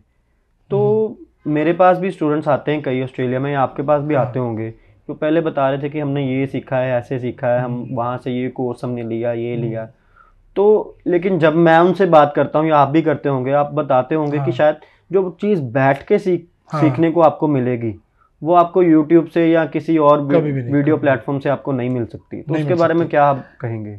जो ये विद्या है ना, बेसिकली ये है गुरुमुखी विद्या। जी। जो गुरु के मुख से निकले। जी। जो एक शागिर्द सामने बैठ के गुरु सीना बसीना जिसको बोलते हैं, ये वो विद्या। जी। ये ना तो आपको बुक्स सिखा सकती हैं जी, ये ना आपको ओटीटी सिखा सकता है, ये आपको कोई भी इंफॉर्मेशन, ये इंफॉर्मेशन वाला गाना बजाना नहीं है जी, ये नॉलेज वाला गाना बजाना है जी, एक्सपीरियंस वाला गाना बजाना है जी। तो वो इंफॉर्मेशन है, तो जो नॉलेज है वो गुरु देगा। बिल्कुल। तो इसलिए गुरु के सामने बैठ के ही सीखना होता है। वही बात जहाँ से हमने स्टार्ट किया था कि लाइफ में गुरु का होना बहुत ज़रूरी है। It doesn't matter from which field you are belong to. जैसे कि सर पेन नेम की हमने बात की, अभी गुरुजी की बात की, आपकी बात की, थोड़ा सा अगर आप व्यूअर्स को बताएं कि पेन नेम क्या होता है। पेन नेम जिसको हम उर्दू में बोलते हैं तकल्लुस जी, उसका सिग्नेचर नेम, एक नेम जी, तो उसको हम लोग पेन नेम बोलते हैं। जो मेरे गुरुजी के नाम की जो उन्होंने बंदिशें लिखी हैं, जो राग बनाए हैं, उसमें ध्यान रंग पिया जहाँ पे भी आएगा तो समझ में आ जाएगा कि वो पंडित मणिप्रसाद जी का बनाया हुआ कॉम्पोजिशन है।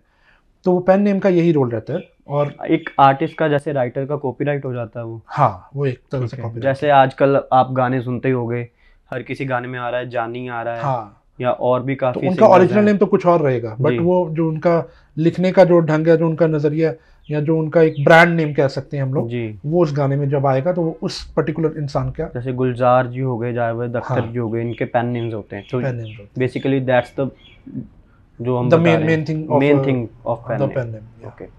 सो एक चीज़ सर मैंने आपसे पूछनी थी कि बहुत से लोग आजकल अपने नाम के आगे पंडित लगाते हैं या पंडित होते हैं। बहुत से लोग ये भी सोचते हैं कि पंडित में भी वो पूजा पाठ वाले पंडित या आपके नाम के साथ भी जैसे लगता है पंडित दिपिन राज जी।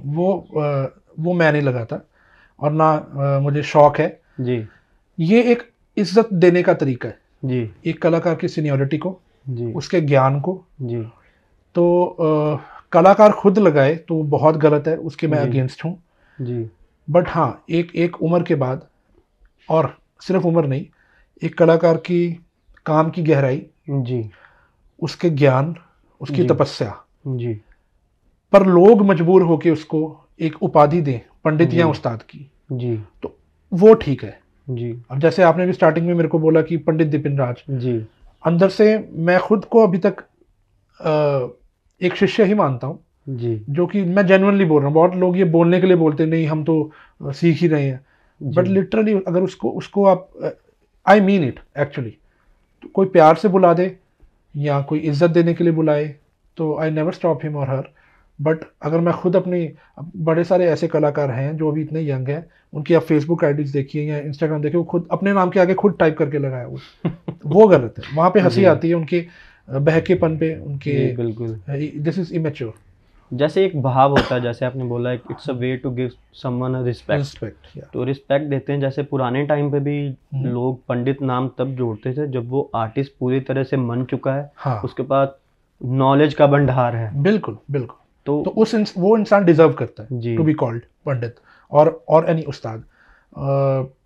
ऑल इंडिया रेडियो में जो टॉप ग्रेड होता था जी उसके नाम के आगे पंडित लगाया जाता था, जी, क्योंकि वो बहुत मुश्किल ऑडिशन उसके क्रॉस करके, ऑडिशंस में से पास आउट करके, तो जो इतने मुश्किल ऑडिशन करके कहीं एक टॉप ग्रेड पे पहुंचा है, तो वो तो इंसान डिजर्व करता ही है पंडित या उस्ताद कहलाने का। बट वो ट्रेंड में आ गया। अभी छोटे छोटे से लड़के जो अभी निकल रहे हैं, वो अपने नाम के आगे फोन करके ऑर्गेनाइजर्स को बोलते हैं मेरे नाम के आगे, कार्ड के आगे पंडित जरूर लगाना। ओके, तो दैट इज रॉन्ग। मतलब वो आपको शोभा नहीं कहीं ना देता। कहीं लोगों को तो ये चीज पता ही है। हाँ, तो ये वो वाले पंडित नहीं होते जो पूजा पाठ करते हैं। जी, मैं लोगों को बताना चाहता हूँ कि सर बता रहे हैं कि हाँ, ये पूजा पाठ वाले पंडित नहीं है, वो डिफरेंट पंडित है। वो आपको किसी भी मंदिर में या किसी भी डिवोशनल जगह पे आपको मिल जाएंगे। This is just a way to give respect to your elders, to your seniors, the deserving ones. या तो इसी चीज के साथ एक चीज और मैं सोच रहा हूँ अभी, जैसे मेरे दिमाग में आई है कि हमारा जो कल्चर है, हमारी हिस्ट्री है, वो क्या चीजें उन्होंने बनाई है, किसी एक वर्ड में वो सारा कुछ ही कवर हो चुका है। हाँ, तो लोग ये चीजें अभी भूलते जा रहे हैं। हाँ, बिल्कुल भूलते जा रहे हैं। लेकिन हर कुछ निकला इंडियन हिस्ट्री में से ही है। सब कुछ जी, भारतीय संस्कृति से निकला हुआ है। जी जी। तो ये भी एक शैली है जो इंडियन हिस्ट्री से ही जुड़ी हुई है। जैसे सर एक टॉपिक बहुत ही, हर बारी इस बारे में बात करना लोग भूल जाते हैं या बात नहीं करते। आप भी पंजाब से बिलोंग करते हैं, मैं भी पंजाब से बिलोंग करता हूँ। यहाँ बहुत ही टैलेंटेड आर्टिस्ट होते हैं पंजाब से, किसी भी फील्ड में हो जाए चाहे। तो लेकिन यहाँ पे शास्त्रीय संगीत थोड़ा सा कम होता जा रहा है। बिल्कुल। यहाँ बैठकें होती थी, संगीत सभा होती थी, महफिलें होती थी, वो चीज़ थोड़ी सी वैनिश हो रही है धीरे धीरे। करेक्ट। उसके बारे में आप क्या कहना चाहते हैं कि हम क्या करें कुछ ऐसा, या शास्त्रीय संगीत को आगे ऊपर और लेके आ सकें? इसके लिए सबसे पहले जो सबसे मेजर रोल रहता है वो हमारी गवर्नमेंट का रहता है जी। कि अब देखिए, आप कैलकाटा में जाइए, वहाँ पे बहुत वेस्टर्न वाले हैं, but at the same time जो रेशो है इंडियन क्लासिकल म्यूजिशियंस की वो ज़्यादा है। साउथ में चले जाइए आप, इधर बॉम्बे चले जाइए, वेस्ट में चले जाइए, तो देखो मैं ये नहीं कहूँगा कि सिर्फ शास्त्रीय संगीत ही होना चाहिए, सब कुछ हो, बट जो हमारी धरोहर है, जो हमारी संस्कृति है, वो शास्त्रीय संगीत ही है जी। तो उसका प्रचार और प्रसार यहाँ पे बिल्कुल नहीं है।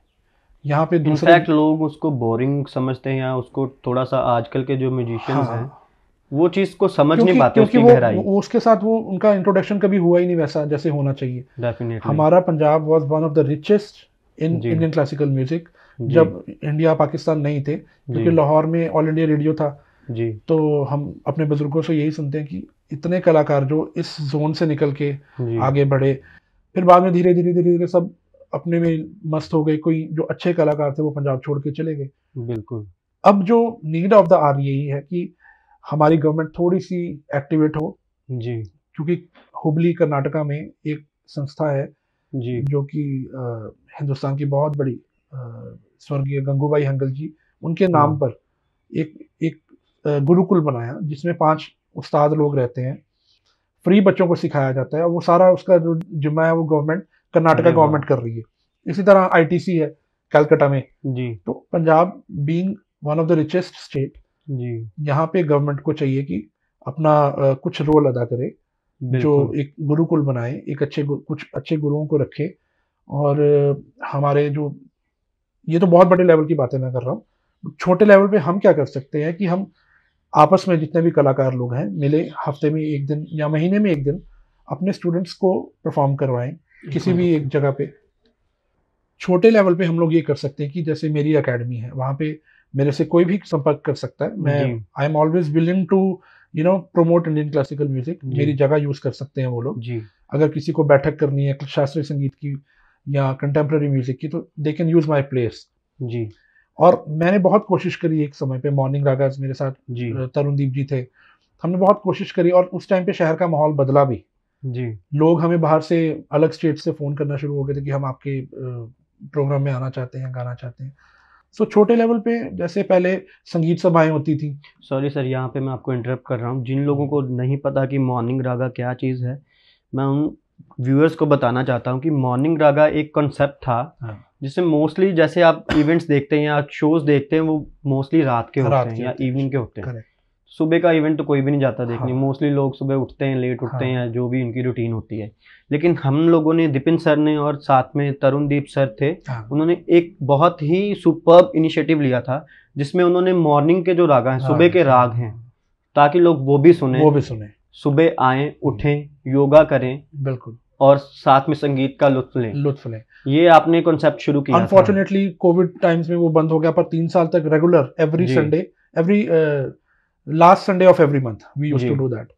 तो बड़ा अच्छा सक्सेसफुली चला। तो इस तरह के छोटे छोटे इनिशिएटिव्स हमें अपनी तरफ से लेने पड़ेंगे ताकि जो यंग जनरेशन है उनको एटलीस्ट इतना तो ज्ञात हो कि हमारा संगीत है क्या। बिल्कुल, तभी हम उनको एक बार चखने तो दें कि वो संगीत है क्या। जी जी जी जी। जब तक हम उनको टेस्ट नहीं करवाएंगे, इवन हम आइसक्रीम भी जब लेने जाते हैं तो एक छोटा सा स्कूप पहले हम लोग टेस्ट करते हैं, फिर हम डिसाइड करते हैं कि हमें खाना है या नहीं। जैसे हम बोल सकते हैं कि जायदाद जो है हमारी असली, वो क्या है वो हमें पता ही नहीं है। तो इसके लिए वही सर बता रहे हैं, जैसे कि ये तो ये खुद से करते थे, जैसे ये इसको आप प्राइवेट इवेंट भी बोल सकते हो कि प्राइवेटली आप इसको ऑर्गेनाइज करते थे। लेकिन अगर इसी चीज का सपोर्ट हमें गवर्नमेंट से मिल जाए, एनजीओ जुड़ जाए, कोई एनजीओ जुड़ जाए, कुछ भी हो जाए, तो वो चीज को हम बड़े अच्छे लेवल पे कर सकते हैं। या आप भी अगर चाहते हैं कि ये चीज आपके कोई माइंड में है, कोई कंसेप्ट है म्यूजिक के रिगार्डिंग, या आप चाहते हो कि ये चीज ऐसी होनी चाहिए, आप जरूर सर से कॉन्टेक्ट करिए। या आप किसी एनजीओ से या ऑर्गेनाइजेशन से बिलोंग करते हैं तो ज़रूर हमसे कांटेक्ट करिए। हम ज़रूर कोशिश करेंगे कि इस चीज़ को जितना आगे लेके जाएं उतना हम लेके जाएं। और साथ में ही जैसे सर ने बताया कि गवर्नमेंट का रोल बहुत इंपॉर्टेंट हो जाता है, चाहे आप स्पोर्ट्स में हैं, चाहे आप म्यूज़िक में हैं, किसी भी फील्ड में हैं, गवर्नमेंट को अपने लोगों को सपोर्ट ज़रूर करना चाहिए। हमारी यही अपील है कि यहाँ पे भी पंजाब में भी म्यूज़िक स्कूल्स होने चाहिए।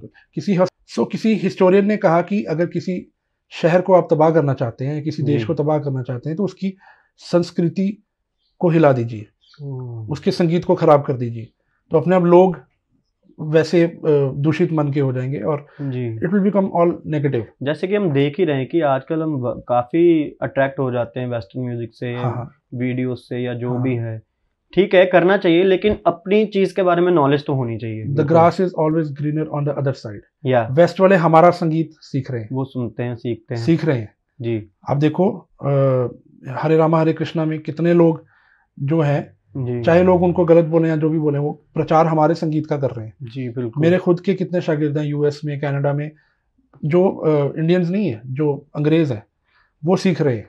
इवन मैं जब वहाँ पे ऑस्ट्रेलिया में, जहाँ पे मेरा घर है, मैं रहता हूँ, कभी कभी रियाज करता हूँ। मेरे साथ ही एक अंकल रहते हैं, काफ़ी जैसे सीनियर सिटीजन आप उनको बोल सकते हो। तो वहाँ पे तो ये कल्चर है कि वो लोग गिटार तो बजाते ही हैं, और कुछ चाहे ना करें, उनको गिटार ज़रूर आता है। तो एक बारी मैं ऐसे ही रियाज पे बैठा था, मैंने तानपुरा ऑन किया, तो वो थोड़ी देर बाद तानपुरा चल रहा था, सिर्फ सा ओम का रियाज मैंने करना शुरू किया। तो 1-2 दिन तो उन्होंने मे भी नोटिस किया होगा ये क्या चल रहा है। तो वो मेरे पास आए, उन्होंने बोला कि ये तुम कौन सा इंस्ट्रूमेंट बजाते हो स्टार्टिंग में जो चलता है, जो सा और पा का साउंड चलता है। वो कहते ये इतना रिलैक्सिंग है, तुम अपना रियाज करते हो और मैं साथ में सुन के उसको, जैसे तानपुरे की आवाज़ सुन के ही अपने आप को मैं मेडिटेशन मोड में चला जाता हूँ। करेक्ट। तो ये चीज़ें इतनी पावरफुल हैं हमारे पास, जो हमारी धरोहर है, उसको नहीं भूलना चाहिए। और उसके आजकल इंसान को छोड़कर हर चीज पर संगीत का असर हो रहा है, क्योंकि इंसान सुनना ही नहीं चाहता असली संगीत जी। जो प्योर चीजें हैं, हम तो वैसे भी खाने पीने में भी उससे वंचित ही हो गए हैं ना। बिल्कुल। एक पक्षी, एक कुत्ता, एक गाय जी, अगर संगीत इंडियन क्लासिकल म्यूजिक को एंजॉय कर सकते हैं, तो एक इंसान क्यों नहीं? बिल्कुल। क्योंकि उसको इंट्रोड्यूस उस वे से नहीं करवाया गया। उसके मन में शास्त्रीय संगीत की वो बोरिंग वाली ही इमेज है। Basically that is not boring, it is relaxing. अगर आपको कोई भी संगीत सुन के नींद आए, इट मीन्स आप नींद से कितने डिप्राइव्ड हैं काफी दिनों से। जी। जो संगीत आपकी नींद उड़ा दे वो संगीत थोड़ी ना। जो आपको सुला दे। आजकल लोग दवाइयाँ खाते हैं, आप बिना दवाई के संगीत, शास्त्रीय संगीत सुन के आपको नींद आ रही, means your nervous system is getting so much relaxed. वो लोग उसका दूसरा अंदाज से नहीं इसको देखना चाहते। ये बहुत ही इम्पोर्टेंट सर ने हाँ। एस्पेक्ट बताया कि मोस्टली लोग यही बोलते हैं, इसकी अदर जो इसकी डेफिनेशन है वो यही है कि यार ये तो सुन के मेरे को नींद आ रही है, लेकिन अच्छी बात आपको आपको नींद नींद आ आ कैसे रही है, हाँ, उसका असर आपके ऊपर हो रहा है। तो यही काफी असरदार है संगीत। हाँ, तो कोई भी संगीत है, असर तो उसका है ही, अच्छा है बुरा है। तो गवर्नमेंट से हमारी यही अपील है कि पंजाब में भी कुछ ऐसा होना चाहिए। ऑर्गेनाइजर से अपील है, या कोई भी एनजीओ है या कुछ भी है, आप हमारे साथ कांटेक्ट करिए। अगर आप म्यूज़िक के रिगार्डिंग कुछ भी शोज़ या कोई भी एक्टिविटी करना चाहते हैं तो सर के साथ ज़रूर कांटेक्ट में रहिए। नीचे इनकी डिटेल्स मेंशन मैंने कर दीजिए, और कोई भी क्वेरी है तो आप इनसे ज़रूर उस चीज़ के बारे में पूछ सकते हैं। और अभी तक जो हमने कॉन्वर्सेशन की है उसका रिज़ल्ट और यही एक तथ्य निकल कर आया है सामने कि गुरु का होना लाइफ में बहुत इंपॉर्टेंट है। और अगर आप म्यूजिशियन हैं, आर्टिस्ट हैं, या कोई भी किसी भी फील्ड से बिलोंग करते हैं, तो आपका एक गुरु होना और उसके प्रति आपका जो व्यवहार रहता है या जो आपकी जिम्मेदारी है, वो प्रॉपर लॉयल रहना चाहिए एक दूसरे के साथ। बिल्कुल, तभी आप ग्रो कर पाएंगे कहीं ना कहीं। और कुछ लोग जो नहीं कर पाते उनको अपने आप को लेट डाउन फील नहीं करना चाहिए। और उनको हम यही बोलेंगे कि आप अपना काम करते रहें, मेहनत करते रहें, किसी ना किसी दिन कहीं ना कहीं वो रिजल्ट ज़रूर आपको मिलेगा। बिल्कुल, एग्जैक्टली जी। इसी के साथ हम थोड़ा सा टॉपिक को चेंज करते हैं, काफ़ी डीप बातें हो चुकी हैं स्पिरिचुअलिटी की।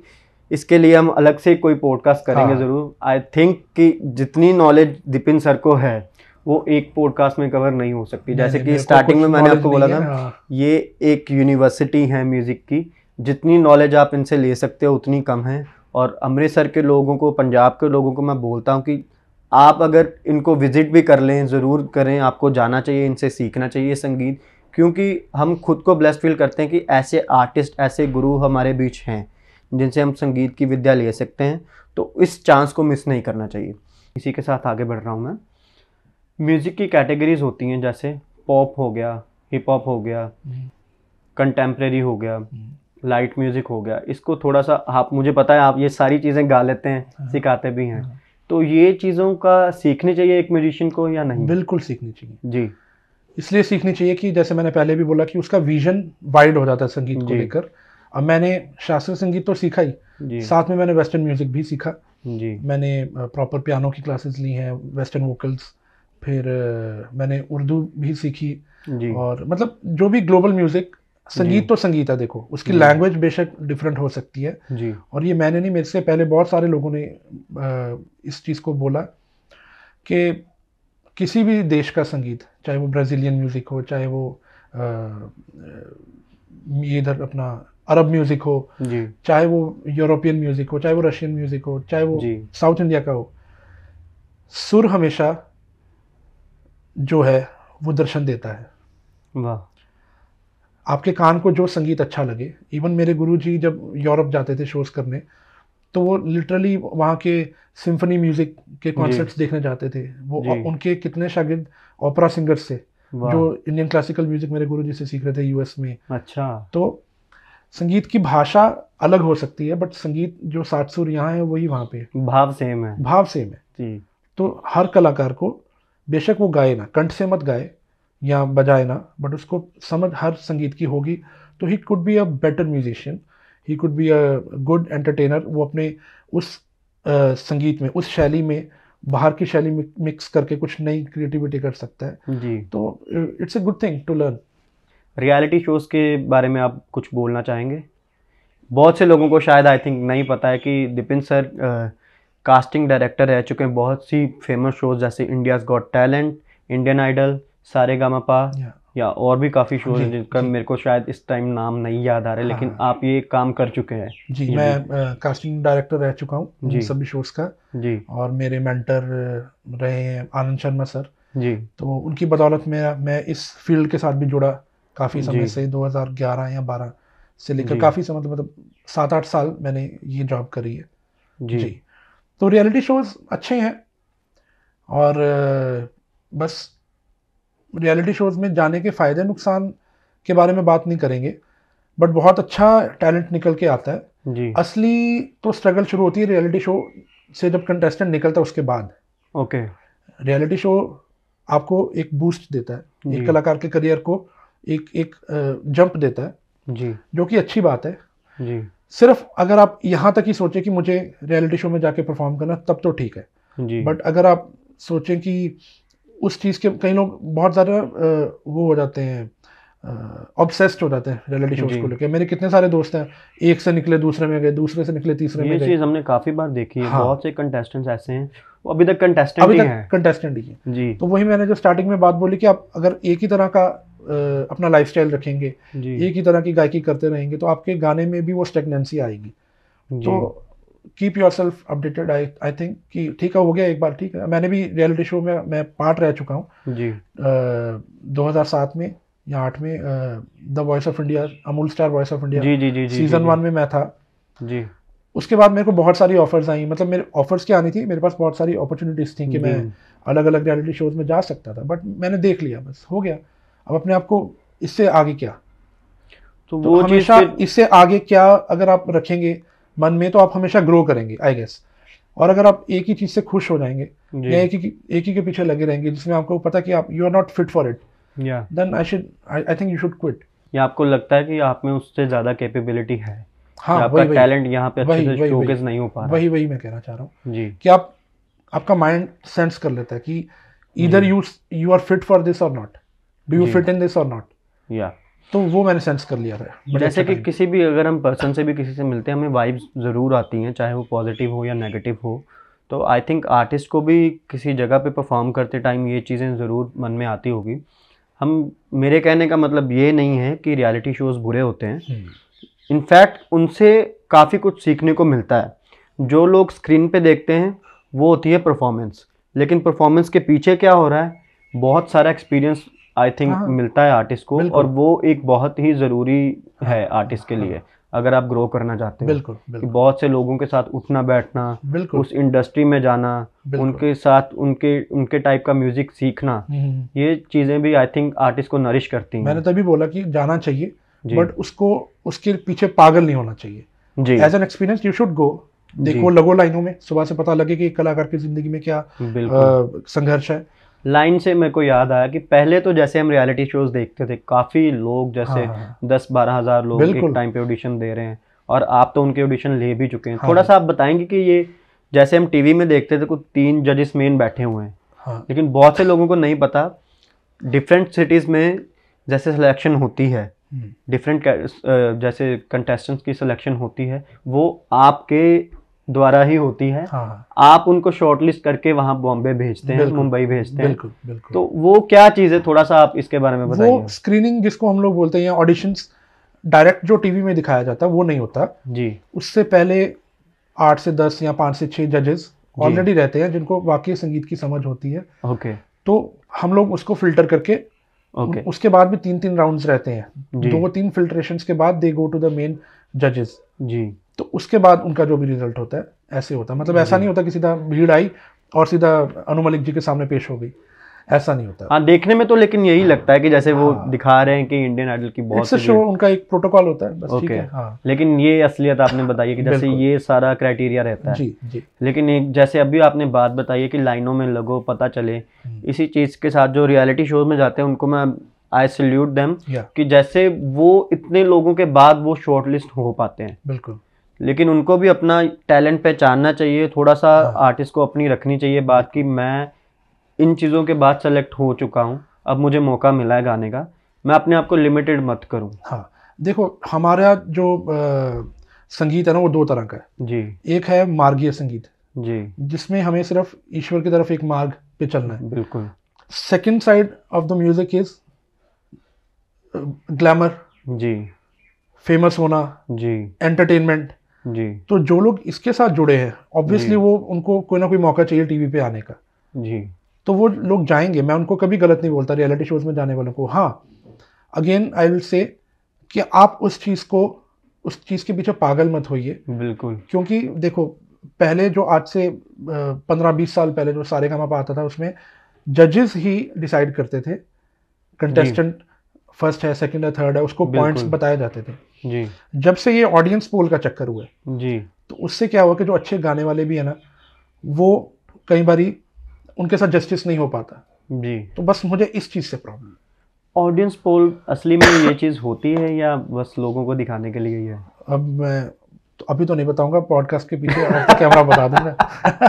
बाकी समझदार को इशारा काफी। बिल्कुल बिल्कुल बिल्कुल। जैसे रियलिटी शोज की बात हो रही है तो सर एक मेरा छोटा सा सवाल हो रहा है कि ये स्क्रिप्टेड होता है, इसमें स्टोरीज होती हैं? बिल्कुल होता है, क्योंकि बहुत सारे मीम्स भी आज तक बन चुके हैं कि जो रोएगा वही जाएगा। देखो मैं तो फिर भी ऑफ द कैमरा जॉब करता था जी। जो ऑन द कैमरा, जो कैमरे के सामने सोनू निगम जी और कितने जजेस ने भी इसको एक्सपोज किया, कर दिया हुआ है, तो इसमें मैं क्या बोल सकता हूँ फिर। इतने बड़े लोगों ने जब, जो खुद इसका कितना मेजर पार्ट रह चुके हैं जी, जब उन्होंने कह दिया तो बात करो। बिल्कुल। सो ये एक चीज़ है कि हम इसको डिनाई नहीं कर रहे, लेकिन ये ज़रूर बता रहे हैं कि आपको जाना चाहिए, सीखना चाहिए। सिर्फ जो स्क्रीन पे दिख रहा है वो सच नहीं है, जो उसके पीछे की मेहनत है वो काफ़ी इम्पोर्टेंट है। और वो आपको एक अच्छा आर्टिस्ट बनाती है। और उसके बाद भी आपकी जर्नी शुरू होती है असली तो उसके बाद ही है जी। और इसी के साथ जैसे लाइव शोज़ की बात हो रही है, बहुत से सिंगर ऐसे भी हैं। ऑटो ट्यून के बारे में आप क्या कहना चाहेंगे? लाइव शोज़ में भी आजकल ऑटो ट्यून माइक यूज़ होने शुरू हो गए हैं, आपको ये पता है चीज़? हाँ, हमें because I keep my self very updated. तो आपको कैसा लगता है कि जैसे मुझे पहली बार ये चीज़ सुनने को मिली ये गलत है कि ये स्टूडियोज में देखो auto tune is a not bad thing, या that is the need of the hour. Reason being के जितने भी हम लोग VSTs और यूज़ करते हैं वो सब इलेक्ट्रॉनिक है जी। हमारे कीबोर्ड्स, उसमें से जो हम लोग साउंड्स यूज़ करते हैं जी। तो एक इलेक्ट्रॉनिक फ्रीक्वेंसी में एक आप मैनुअल चीज़ को अगर आप मैच करना चाहते हैं जी। तो उसके लिए आपको ऑटो ट्यून का सहारा लेना चाहिए। बिल्कुल। और वो बेटर ही कान को अच्छा लगे, क्योंकि एक बॉलीवुड का गाना या कोई भी एक कमर्शियल गाना आप 10 बारी भी सुनना चाहते हैं उसको, कई बार आप रिपीट मोड पे भी सुनते हैं जी। तो अगर जब तक वो अच्छा साउंड ही नहीं करेगा, उसकी आउटपुट अच्छी नहीं निकलेगी, आप चाहे उससे एक बारी से भी ज़्यादा ना सुने जी। Auto tune is a good thing only अगर वो स्टूडियोज तक रहे जी। लाइव में यू शुड नॉट यूज जी ऑटो ट्यून, ये इसके मैं खिलाफ हूँ, इसका ये मेरे को पसंद नहीं। जैसे कि अभी आपने बताया कि अगर वो स्टूडियो तक रहे, जैसे कि प्लेबैक सिंगिंग का हम बोल सकते हैं कि ऑटो ट्यून अगर आप प्लेबैक में ही यूज़ करें, हाँ, वो एक चीज़ को खूबसूरत बनाने के लिए बिल्कुल हम जैसे कि फिल्टर जैसे हम यूज़ करते हैं, जैसे मेकअप यूज़ करते हैं। अब हम कहीं पार्टी पे जाएंगे तो हम ऐसे सोकर ही नहीं जा सकते, हमें आयरन कपड़े चाहिए, पॉलिश शूज चाहिए, सिर पे जल चाहिए, चश्मा चमकाओ, तो ऑटो ट्यून वो चीज का काम करती है। उसको बिल्कुल भी हम जैसे नेगेटिव चीज नहीं बोल सकते। हाँ। जैसे मोस्टली लोगों का ये माइंडसेट हो चुका है कि ऑटो ट्यून तो ये उसका ये गलत चीज है, इसको गा लेते हैं तो सुर में हो जाते हैं। गाना आपको फिर भी पड़ेगा, सुर में गाना पड़ेगा, थोड़ा सा वो बस मेकअप का काम करती है ऑटो ट्यून। सिंपल लैंग्वेज में हम यही कह सकते हैं। ओवर ऑटो ट्यून मत करो, वो तो साफ दिख ही जाता है जी जी जी कि अब इसीलिए तो जितने हमारे एक्टर्स हैं वो सब आजकल गा रहे हैं क्योंकि उनको सहारा मिल गया ऑटो ट्यून का। हाँ, यही हम चीज मैं यही हाईलाइट करना चाहता था। ऑटो ट्यून हो गया, मेलोडाइन हो गया, ये सब आजकल की जो एडवांस टेक्नोलॉजीज हैं, तो उसके सहारे जो अगर हम मान लो मैं जो बात भी कर रहा हूँ ना, इसका भी गाना बन सकता है। मान लो मैं जो बात कर रहा हूँ तो इसकी कॉम्पोजिशन बना लो कोई। ऑटो ट्यून आपको सिंगर बना सकता है, गवैया नहीं बना सकता। जैसे यशराज मुखाटे करते हैं जी, तो वो किसी का डायलॉग लेके उसको भी ट्यून में कर देते हैं। बिल्कुल। तो this is how auto tune और मेलोडाइन वर्क्स। बट हाँ, लाइव में आप नहीं कर सकते उसको जी, करना नहीं चाहिए। बहुत से सिंगर लाइव में भी इसका यूज कर रहे हैं, तो फिर वो ऑडियंस के ऊपर इनका इम्पैक्ट पड़ता है कि ये गा नहीं पा रहे। आपकी मेहनत कम हो जाती है। और ठीक है, आप किसी को इंस्पायर कर सकते हो, but at the same time you are doing a wrong, उसका प्रचार गलत हो रहा है, एडवर्टाइज उसको गलत हो रही है। हाँ, ठीक है। तो ये चीज़ ऑटो ट्यून का एक्सपेक्ट भी हमने सुन लिया है कि क्या उसके पॉजिटिव नेगेटिव्स क्या हैं। इसी के साथ हम आगे बढ़ते हैं। आर्टिस्ट के लाइफ में जैसे सीरियस बातें तो हमने बहुत सी कर ली, कुछ हंसी मजाक वाले किस्से भी होते हैं कि जैसे याद रह जाते हैं हमेशा के लिए। बहुत। तो कुछ आप शेयर करना चाहेंगे वो बातें? एक बार मैं ऑडिशन ले रहा था लखनऊ में शायद जी, या शायद अहमदाबाद में, आई डोंट रिमेम्बर जी। तो कोई ऐसे नॉन म्यूजिकल सा लड़का, उसने देखा कि यहाँ पे बहुत भीड़ लगी हुई है, फिर वो बड़े बड़े पोस्टर्स देखे इंडियन आइडल के जी, आ गया होगा। आया तो वो मेरे रूम में आ गया ऑडिशन देने। उसने कहीं बाहर से सुन लिया होगा लोगों को, या तुम्हारा स्केल कौन सा, कोई बोले ई है, कोई बोले एफ है, कोई बोले ए है जी। तो जैसे मेरे रूम में एंटर किया तो मेरे साइड पे कीबोर्ड पड़ा हुआ था, तो मैंने उसको बोला हाँ भाई क्या गाओगे जी। सर मैं फलाना फलाना गाना गाऊंगा। तो मैंने कहा तुम्हारा स्केल? कहता जेड। उसको ये नहीं मालूम था कि CDEFGAB इनके अलावा और कोई होते हैं स्केल। हाँ, तो उसने ABCD के हिसाब से उसने सोच लिया होगा कि मेरा तो लास्ट सबसे वाला जो लास्ट में सबसे बढ़िया बड़ा वाला जेड बोल दूंगा। तो हम लोग, मेरे साथ एक और मेरे को असिस्ट कर रहे थे, तो हम लोग खूब काफी देर तक हंसते रहे। ऐसे बहुत सारे किस्से होते हैं। एक बार ही मेरा शो था, तो वहां पे एक भाई साहब के, अच्छा ठीक है, ही वॉज डाउन विद, मेरे ख्याल 4-5 हो गए थे उनके। ओके। तो वो बोले कि अब मैं गाऊंगा। हाँ, ये काफी बारी हो जाता है। तो फिर ये सिचुएशन को कैसे हैंडल करना चाहिए? तो मैं वही बताने लगा हूँ। तो उसमें क्या हुआ, एक गाना तो ठीक है उसने गा लिया जी, दूसरा भी गा लिया। अब हमारा भी मूड बना होता है, एक पॉइंट होता है कि पहले आपको थोड़ा सा स्ट्रगल करना पड़ता है स्टेज पे 1-2 गानों के साथ, देन उसके बाद आप होते हो कि now I am good to go. या तो जब हमारा बिल्कुल पूरा माहौल बना हुआ था म्यूजिशियंस का, हम लोग पूरी पार्टी पीक पे थी, तो भाई साहब आ गए जी। तो बोला कि एक गाना मैंने कहा ठीक है आप गा लीजिए। 2 गाना, 3 गाना, 3 गाने जब हो गए तो हमें भी लगे यार हम वो एक एनर्जी लो हो रही थी। जी जी जी। अच्छा, ऊपर से मजे की बात ये कि वो कहीं से सीखता था और अपने गानों के स्किल्स की लिस्ट बना के लाया था। अच्छा, अब he was well prepared for that. He was well prepared. He has rehearsed it. So वो उस पार्टी के लिए रिहर्स करके आया हुआ था। ओके। तो मैंने अपने म्यूजिशियंस को बोला अब ये जो भी स्केल बोले उससे 2 सुर ऊंचा रखना। तो मानो अगर वो कह रहा है ये दिल दीवाना, तो वो कह रहा है ये दिल मैंने उसके, और उससे गाया ना जाए। तो उसकी जब चीखें निकली तो बोला उसे 2-4 बारी, उसने एक और पैक पिया, कहता थोड़ा आज गला नहीं चल रहा मेरा। तो इस तरह से उसको हमने ये टेक्निक, ये ट्रिक करके उसको हमने उसका हर गाना, फिर हाँ उसके 5 गाने वो रेडी करके लाया था। तीसरे गाने के बाद हमने उसका हर स्केल बढ़ा दिया। फिर वो गाना बीच में फिर कहता है सॉरी सर मैंने आपको डिस्टर्ब किया। मैं कहा बिल्कुल किया, जाओ।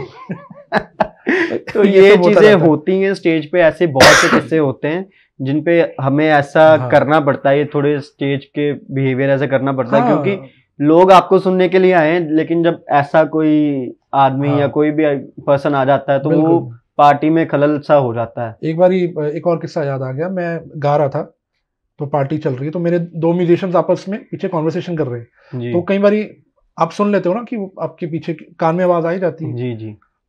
तो वो एक ऑक्टोपैड बजा रहे थे और एक कीबोर्ड बजा रहे थे, तो वो दोनों आपस में हंसी मजाक भी कर रहे हैं। उनको लग रहा है कि शायद मेरे को नहीं पता लग रहा, तो मैं डिस्टर्ब हो रहा था जी।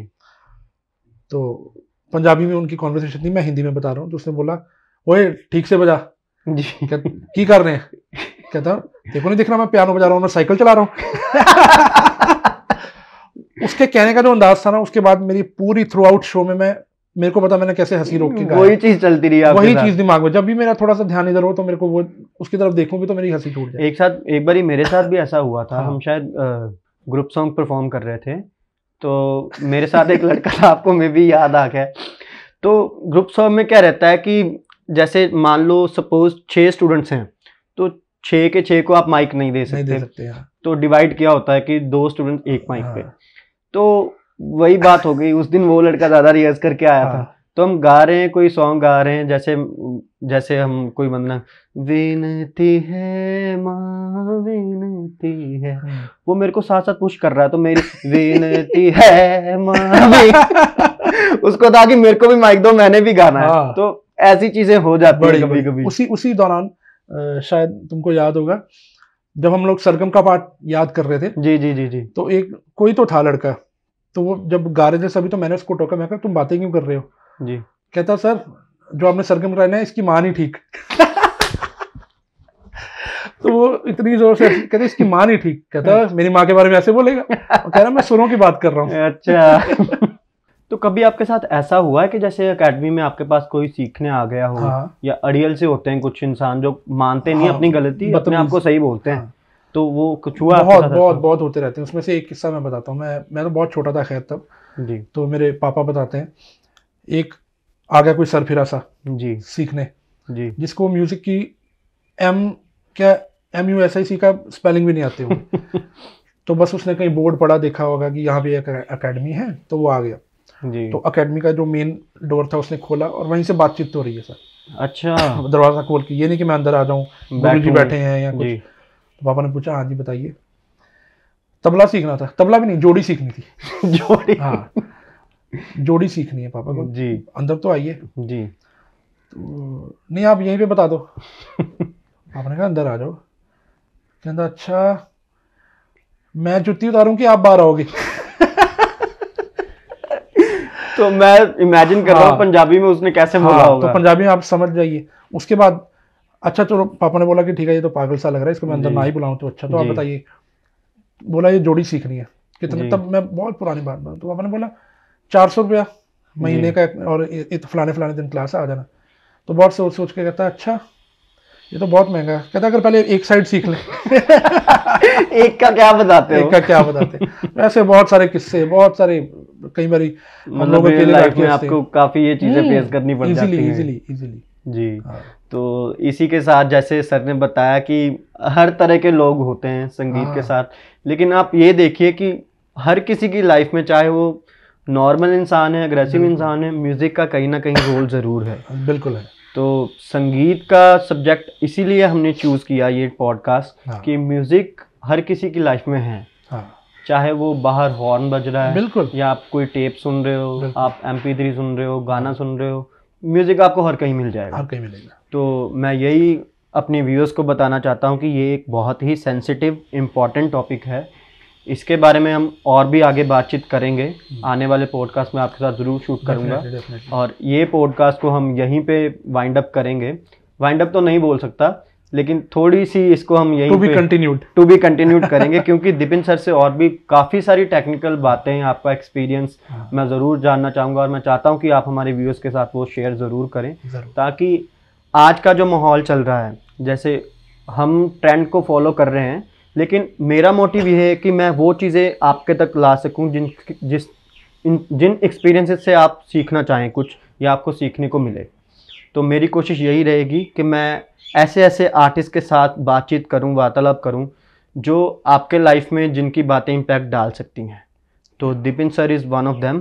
तो thank you so much Rahul for having me here, और बड़ा अच्छा लगा मुझे, क्योंकि ये टॉपिक्स लोग मिस कर जाते हैं। जी। लोग एक कलाकार के जीवन के बारे में ज़्यादा से ज़्यादा बात कर ली, शोज़ के बारे में, बट जो टेक्निकलिटीज़ आपने आज करी हैं, आई रियली अप्रिशिएट दैट। तो यही सर मेरा था, पॉइंट यही था, या मेरा मकसद आप बोल सकते हैं कि यही था कि एक म्यूज़िक आर्टिस्ट से या म्यूजिशियन से या सिंगर से वो सवाल अभी तक नहीं पूछे गए जो नॉर्मली सभी पॉडकास्ट कर रहे हैं आजकल।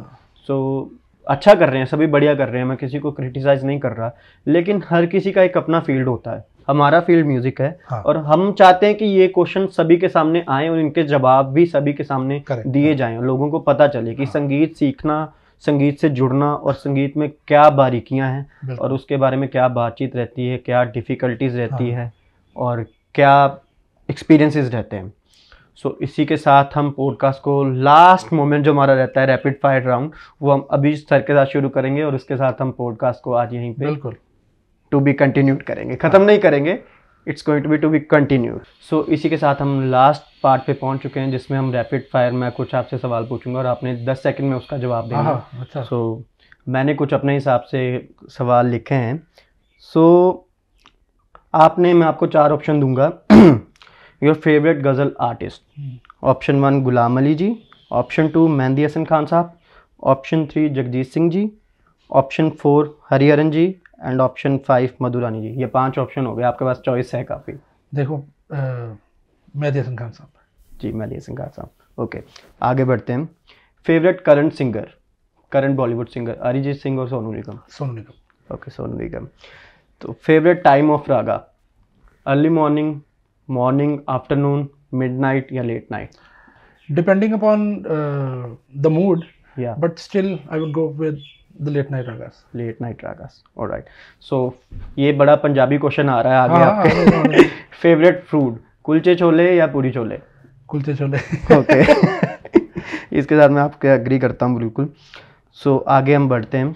Favourite old retro singer, Kishore Kumar ji या मोहम्मद रफ़ी जी? मोहम्मद रफ़ी जी। सो आगे एक और बड़ा इंटरेस्टिंग क्वेश्चन है। Favourite current Indian cricketer, Virat Kohli और रोहित शर्मा? विराट कोहली, सबके फेवरेट वही हैं। और आपका favourite live show genre, bhajan sandhya, Bollywood gig, ghazal gig या classical concert? Of course classical concert. Okay, so आपने तो बहुत ही फट से जवाब दे दिए सारे। क्योंकि जो है वो फटाफट सच हमेशा सच के लिए सोचना नहीं पड़ता। तो यहाँ पे आज का पॉडकास्ट यहीं पे हम पूरा करते हैं। तो मुझे बहुत अच्छा लगा सर आपसे मिलके, और 1 साल बाद आई थिंक हम मिल रहे हैं। बिल्कुल। तो मैं यही चाहता था कि मैं आपसे मिलूं, आपसे नॉलेज लूं, और जितनी बारी भी मिलता हूं उतनी बारी कम लगता है टाइम। बिल्कुल। सो इस बारी थोड़ा सा अलग कंसेप्ट में लेके आया हूं बहुत सामने। अच्छा। और मैं भी, राहुल तब से मेरे लिए बोल रहा है, तो राहुल का स्ट्रगल मैंने देखा है, बहुत अच्छा कर रहा है। और he has come up with a very good concept of podcast, क्योंकि अभी पॉडकास्ट का दायरा बहुत बड़ा है। और जो पॉइंट्स राहुल ने आज शेयर करे हैं वो बहुत से, क्योंकि जो पॉडकास्ट कर रहे हैं वो म्यूज़िकल लोग नहीं है। आई मीन कहीं ना कहीं म्यूज़िकल होंगे, but Rahul being a student of music, he knows कि कौन कौन से जो बिल्कुल हिडन जो कॉर्नर्स होते हैं उसको छेड़ा इसने। वो मुझे अच्छा लगा। And all the very best for your thank you so much upcoming podcast. Thank you so much. So मैं अपनी ऑडियंस को बोलना चाहता हूँ कि ये दिपिन सर हैं, इनसे म्यूज़िक सीखिए। डिस्क्रिप्शन में मैंने इनके आईडीज़ इंस्टाग्राम, यूट्यूब, फेसबुक सब कुछ मेंशन कर दिया है, और इनकी लोकेशन भी मेंशन कर दी है। आप इनसे म्यूज़िक सीख भी सकते हैं, इनको मिल भी सकते हैं, विज़िट कर सकते हैं। कॉन्टैक्ट डिटेल्स आपके पास हैं। और अगर आपको हमारा ये पॉडकास्ट अच्छा लगा है तो चैनल को लाइक सब्सक्राइब ज़रूर करिए, और कमेंट में मेरे को बताइए कि आपको क्या अच्छा लगा है और क्या हम इम्प्रूव कर सकते हैं। और मेरे को कमेंट करके ज़रूर बताइएगा कि अगला पॉडकास्ट आप किस आर्टिस्ट या किस चीज़ या किस टॉपिक के बारे में मुझसे चाहते हैं, तो मैं कोशिश करूँगा कि उसको पूरा कर सकूँ। तो इसी के साथ हम आपको अलविदा करते हैं और मिलेंगे आपको अगली बार। सो दिपिन सर, ठीक है जी? बिल्कुल। Thank you so much Rahul for having मी, और मुझे बहुत अच्छा लगा। Thank you everyone for watching us. Thank you so much.